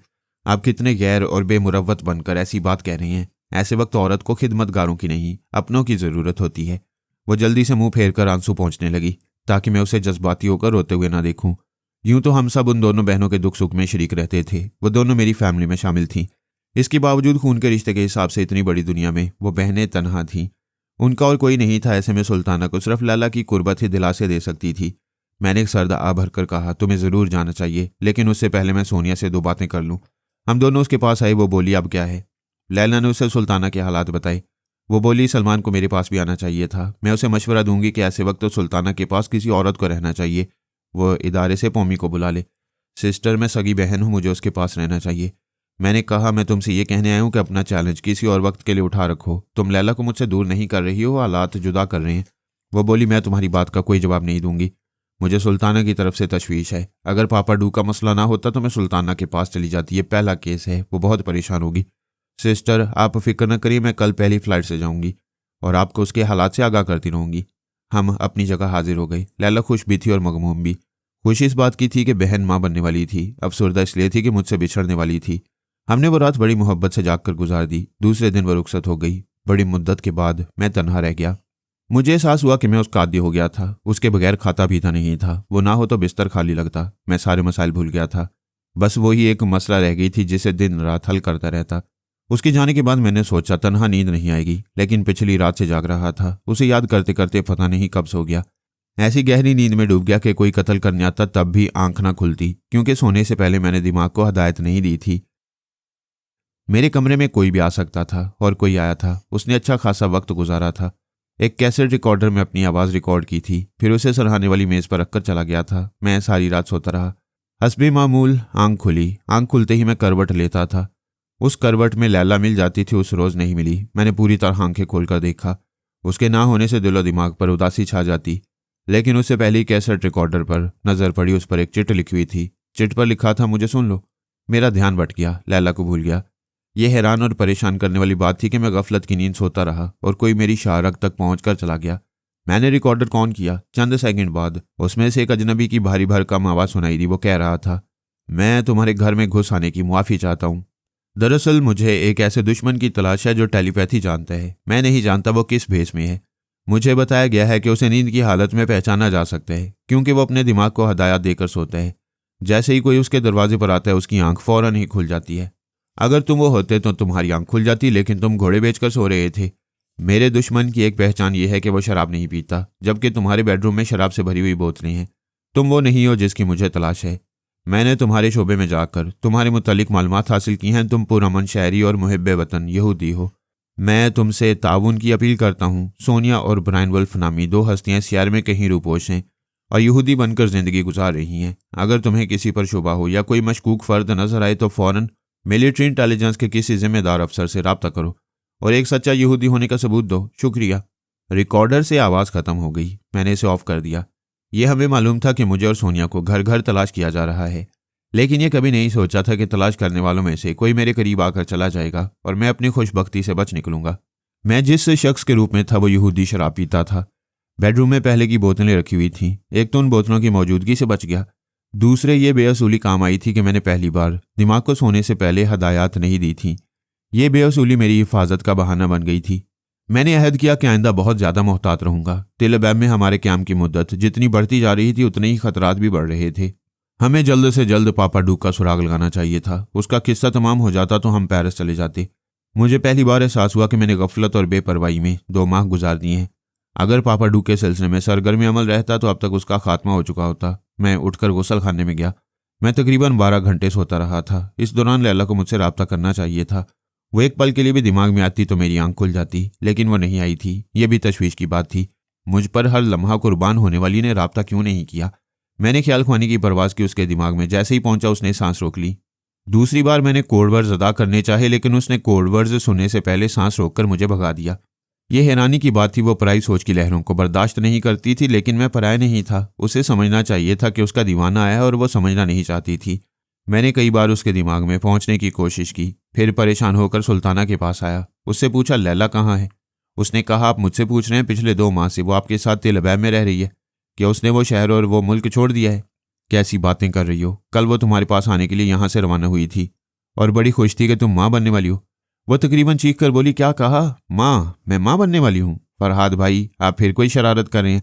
सलमान प्लीज़ यहाँ आओ। उसने सलमान को आवाज़ दी। उसे कहा, फरहाद भाई मेरे पास हैं। मुझे उनके मजाक से डर लगता है, आप उनसे बातें करें। मैंने सलमान के दिमाग में आकर कहा, मैं लैला की कसम खाकर कहता हूँ ये मजाक नहीं है। मैं और लैला परसों रात बातें कर रहे थे। इतने में तुमने आकर इतला दी कि सुल्ताना की हालत नाजुक है। वो बोला, आप क्या फरमा रहे हैं? मैंने ऐसी कोई इतला नहीं दी थी और सुल्ताना माशाल्लाह सेहतमंद है। आप आखिर क्या चक्कर चला रही हैं? मैं कोई चक्कर नहीं चला रहा हूँ। मैंने और लैला ने खुद सुल्ताना के दिमाग में जाकर मालूम किया था कि वो माँ बनने वाली है। कौन? लैला? नहीं, सुल्ताना तुम्हारी बीवी। मेरी बीवी के साथ माँ बनने वाली अभी कोई खुशखबरी नहीं है। आपसे पहले भी आपने ऐसी ही शरारत की थी। आप खुदा के लिए हम मियाँ बीवी को किसी आजमाइश में न डालें। तुम शरारत समझ रहे हो और लैला कहीं गुम हो गई है। मैं उसके दिमाग में जाना चाहता हूँ। वो सांस रोक लेती है। सुल्ताना ने कहा, सलमान मैं अभी लैला के पास गई थी, उसने सांस रोक ली। 3 बार कोशिश कर चुकी हूँ। सलमान ने कहा, तुम्हारी बहन इस बार फरहाद भाई की शरारत में शरीक हो गई है। मैंने पेशानी पर हाथ मारकर कहा, खुदा के लिए इसे शरारत ना समझो। जाने दे फरहाद भाई, हमें मुआफ़ कर दें। मोटी अकल से सोचा जाए तब भी ये बात समझ में आती है कि लैला हमारे तुम्हारे लिए कभी दिमाग के दरवाजे बंद नहीं करेगी। सिर्फ शरारतन ही ऐसा कर सकती है। आपने उसे भी अपने रंग में रंग लिया है। मैंने झुंझलाकर कहा, तुम दोनों को यकीन नहीं आ रहा है? सोनिया के पास आओ। हम सब सोनिया के पास आए। मैंने कहा, लैला दिमागी राब्ते से इनकार कर रही है। हमारी सोच की लहरों को महसूस करते ही सांस रोक लेती है। तुम गवाह हो कि वो अपनी बहन सुल्ताना के पास गई थी। सोनिया ने कहा, मैं चशमदीद गवाह नहीं हूं। तुमने उसकी रवानगी की इतला दी थी, तब मालूम हुआ कि वो पेरिस गई है। तुम्हें यह तो मालूम है कि सुल्ताना माँ बनने वाली थी। मुझे भला कैसे मालूम होता? तुमने ये खुशखबरी सुनाई थी, क्या ये गलत है? सलमान ने कहा, बिल्कुल गलत है। हमारे यहाँ ऐसी कोई खुशखबरी नहीं है। ये फरहाद भाई ने आपसे झूठ कहा था। सोनिया ने पूछा, फरहाद ये क्या चक्कर है? खुदा की कसम कोई चक्कर नहीं है, मेरी जान पर बनी हुई है। लैला ने राब्ता खत्म कर दिया है। किसी दुश्मन हिप्नोटाइज करने वाले ने उसके दिमाग को लॉक कर दिया है। पराई सोच की लहरों को महसूस करते ही सांस रोक लेती है। सोनिया ने कहा, यह बात तो तशवीशनाक है। वो सांस रोकती रहेगी और तुम ख्याल ख्वानी करने वालों को भगाती रहेगी तो हम उसे तलाश नहीं कर सकेंगे। मैंने कहा, मैं उसे अलविदा कहने एयरपोर्ट गया था। वो त्यारे में सवार होने तक नॉर्मल थी। परवास के बाद भी हमारा दिमागी राब्ता रहा। मेरा ख्याल है पेरिस पहुंचने के बाद ही उसे ट्रैप किया गया है। सलमान ने कहा, अगर ऐसा है तो फ्रांस की पुलिस लैला को घर घर तलाश करेगी। मैंने कहा, लेकिन मुझे इत्मीनान नहीं होगा। मैं आज ये मुल्क छोड़ दूंगा, लैला को खुद तलाश करूंगा। सोनिया ने कहा, फरहाद आज ये मुल्क छोड़ने की हमाकत न करना। लैला तुम्हारी यहूदी बीवी की हैसियत से कल मुल्क से बाहर गई है। आज तुम जाओगे तो यहाँ के जासूस तुम्हें घेर लेंगे, शुबहात में मुब्तला होकर तुम्हें हिरासत में रखेंगे। सोनिया की बात पर याद आया कि पिछली रात एक जासूस मेरे बेडरूम में आया था। उसने मुझ पर शुबा तो नहीं किया, लेकिन उनकी नज़र मुझ पर थी। ऐसे में ये मुल्क छोड़कर जाना चाहता तो तरह तरह से मेरा मुहासबा किया जाता। क्यों जा रहे हो? कल तुम्हारी बीवी गई, आज तुम सफ़र कर रहे हो। मुल्क से बाहर तुम्हारी क्या सरगर्मियाँ हैं? मैंने कायल होकर सोनिया से कहा, ठीक है, मैं 2-4 रोज़ सब्र करूंगा, फिर कोई मुनासिब मौका देखकर यहाँ से निकलूंगा। वो बोली, मुनासिब तो यही है कि जल्द से जल्द पापा डू का किस्सा तमाम करो, फिर हमारे यहाँ रहने का कोई जवाब नहीं रहेगा। पापा डू की बात मुझसे ना करो, वो तुम्हारा मसला है। आज वो मेरा मसला हो गया है, जबकि तुम भी उसे घेरने और ख़त्म करने आए हो। अगर ये झूठ है तो यहाँ 2 माह से क्या कर रहे हो? मैं तुमसे बहस नहीं करूंगा, अभी मुझे तन्हाई की ज़रूरत है। मैं जा रहा हूँ। जाओ, लेकिन उस घर में तनहा ना रहना। वहाँ के दरो दीवार तुमसे लैला को मांगेंगे, उसकी यादें सताएंगी और तुम उसे ढूंढ निकालने के लिए अकल से कुछ सोच नहीं पाओगे। तुम्हें घर से बाहर खुली फिजा में वक्त गुजारना चाहिए। मैं दिमागी तौर पर हाजिर हो गया। वही बेडरूम, वही ड्राइंग रूम था जहां लैला चलती फिरती नजर आया करती थी। अब उसकी यादें चल फिर रही थीं। सोनिया ने दुरुस्त कहा था, इस घर में सुकून से लैला तक पहुंचने की तदबीर नहीं कर सकूंगा। खुली फिजा में ही दिमाग काम कर सकता था। मैं तैयार होकर घर से निकल आया। कार धीमी रफ्तार से ड्राइव करते हुए सोचने लगा कि मैंने सुल्ताना के चोर ख्यालात पढ़े थे और दिमाग के चोर खाने से ये मालूम हुआ था कि वो माँ बनने वाली है, जबकि वो इनकार कर रही है। सलमान हैरानी से कह रहा था कि उसने परसों रात हमसे राब्ता नहीं किया। बचपन से एक वाक्या पढ़ते आ रहे हैं कि एक गडरिया रोज झूठ बोलता था कि शेर आया, शेर आया। लोग उसके झूठ से बेजार हो गए थे। एक दिन सचमुच शेर आ गया। वो मदद के लिए चीखता चिल्लाता रह गया, शेर आया, शेर आया। लेकिन किसी ने उसके सच का यकीन नहीं किया। यही हाल मेरा था। मैंने माजी में सलमान और सुल्ताना से झूठ बोल बोलकर ऐसी शरारतें की थी कि अब मेरे सच का यकीन नहीं किया जा रहा था। सोनिया संजीदा ना होती तो सलमान और सुल्ताना हकीकत को मजाक ही समझते रहते, और इस हकीकत पर अब भी यकीन नहीं किया जा रहा था कि मैंने और लैला ने परसों रात सुल्ताना को हामला की हैसियत से पाया था। ये चक्कर मेरी समझ में नहीं आया कि हमारी ख्याल ख्वानी ने सुल्ताना के दिमाग से गलत मालूमात कैसे हासिल की। अगर ये फ़र्ज़ करूं कि सुल्ताना झूठ बोल रही है तो सवाल पैदा होता है कि वो भला झूठ क्यों बोलेगी। बहन के गवाह होने पर वो बहुत परेशान थी। मुझसे संगीन झूठ नहीं बोल सकती थी, कोई संगीन मजाक नहीं कर सकती थी। सभी लैला के लिए फिक्रमंद थे। मैं तमाम दिन घूमता रहा, होटलों और तफरीह गाहों में बैठकर गुत्थी सुलझाता रहा। ये बात हलक से नहीं उतर रही थी कि हमें सुल्ताना की चोर ख्यालात से गलत मालूमात हासिल हुई। ऐसा कभी हो नहीं सकता, ये कोई गहरी चाल थी। सोचते सोचते मैं चौंक गया। आस्तीन के सांप को भूल गया था। ये जो कुछ भी हो रहा था सोनिया के चैलेंज के बाद हो रहा था। उसने चैलेंज किया था कि वो लैला को अगवा करके मुझसे दूर कर देगी। लफ्ज़ अगवा से ये बात जहन में आई कि किसी को उठा ले जाने के जितने तरीके हैं सोनिया उन पर ही अमल करेगी। लैला को किसी तरह हिसाबी कमजोरी में मुब्तला करके मुझसे दिमागी राब्ता मुनक़ता कर देगी। इस तरह वो लैला को जहां भी छुपाएगी वहां मैं ख्याल ख्वानी के जरिए नहीं पहुंच सकूंगा। ये तस्लीम करता हूं कि मैंने अकल से काम लेना छोड़ दिया है। अगर अकल से इतना ही सोच लेता कि वो सोनिया है, दूसरों को समझ में आने वाले तरीके कार पर अमल नहीं करेगी, उसका अपनी एक नाकाबिले फ़हम अंदाज होगा जो बाद में समझ आ जाएगा। अब जो मैंने गौर करना शुरू किया तो समझ में आया कि सलमान और सुल्ताना मुझसे ज़्यादा सोनिया के अकीदतमंद और वफादार हैं और उसके राजदार भी हैं। उन्होंने सोनिया की हदायत पर एक ज़बरदस्त ड्रामा प्ले किया है। सुल्ताना ने खुद को यूं कमज़ोर जाहिर किया जैसे पहली बार माँ बनने वाली औरत कमज़ोरी महसूस करती है। मैं और लैला ख्याल ख्वानी के जरिए इस फ्रॉड को समझ सकते थे, लेकिन हमें धोखा देने के लिए और ड्रामे में हकीकत का रंग भरने के लिए सुल्ताना ने सचमुच एसाबी कमजोरी की दवा इस्तेमाल की थी। ऐसे में ख्याल ख्वानी करके भी धोखा खाना लाजमी था। सुल्ताना एसाबी कमजोरी में मुब्तला थी। हम उसके चोर ख्यालात से हकीकत मालूम कर सकते थे, लेकिन ऐसे वक्त सलमान उसके दिमाग के चोर खाने में मौजूद रहा होगा और उसकी सोच में कह रहा होगा कि वो मां बनने वाली है, क्योंकि वो मेरी साली थी। ये खबर सुनने के बाद मुझे उसके अंदर नहीं रहना चाहिए था, इसलिए मैंने मजीद तहकीकात नहीं की। उसके दिमाग से निकल आया और यकीन कर लिया कि उसके चोर ख्यालात पढ़ चुका हूं। अब मैं जिस कदर जहानत से सोच रहा था, गुत्थी सुलझती जा रही थी। मैं लैला को रुखसत करने के बाद 12 घंटे तक सोता रहा था। लैला 4 घंटे में पेरिस पहुंच गई होगी।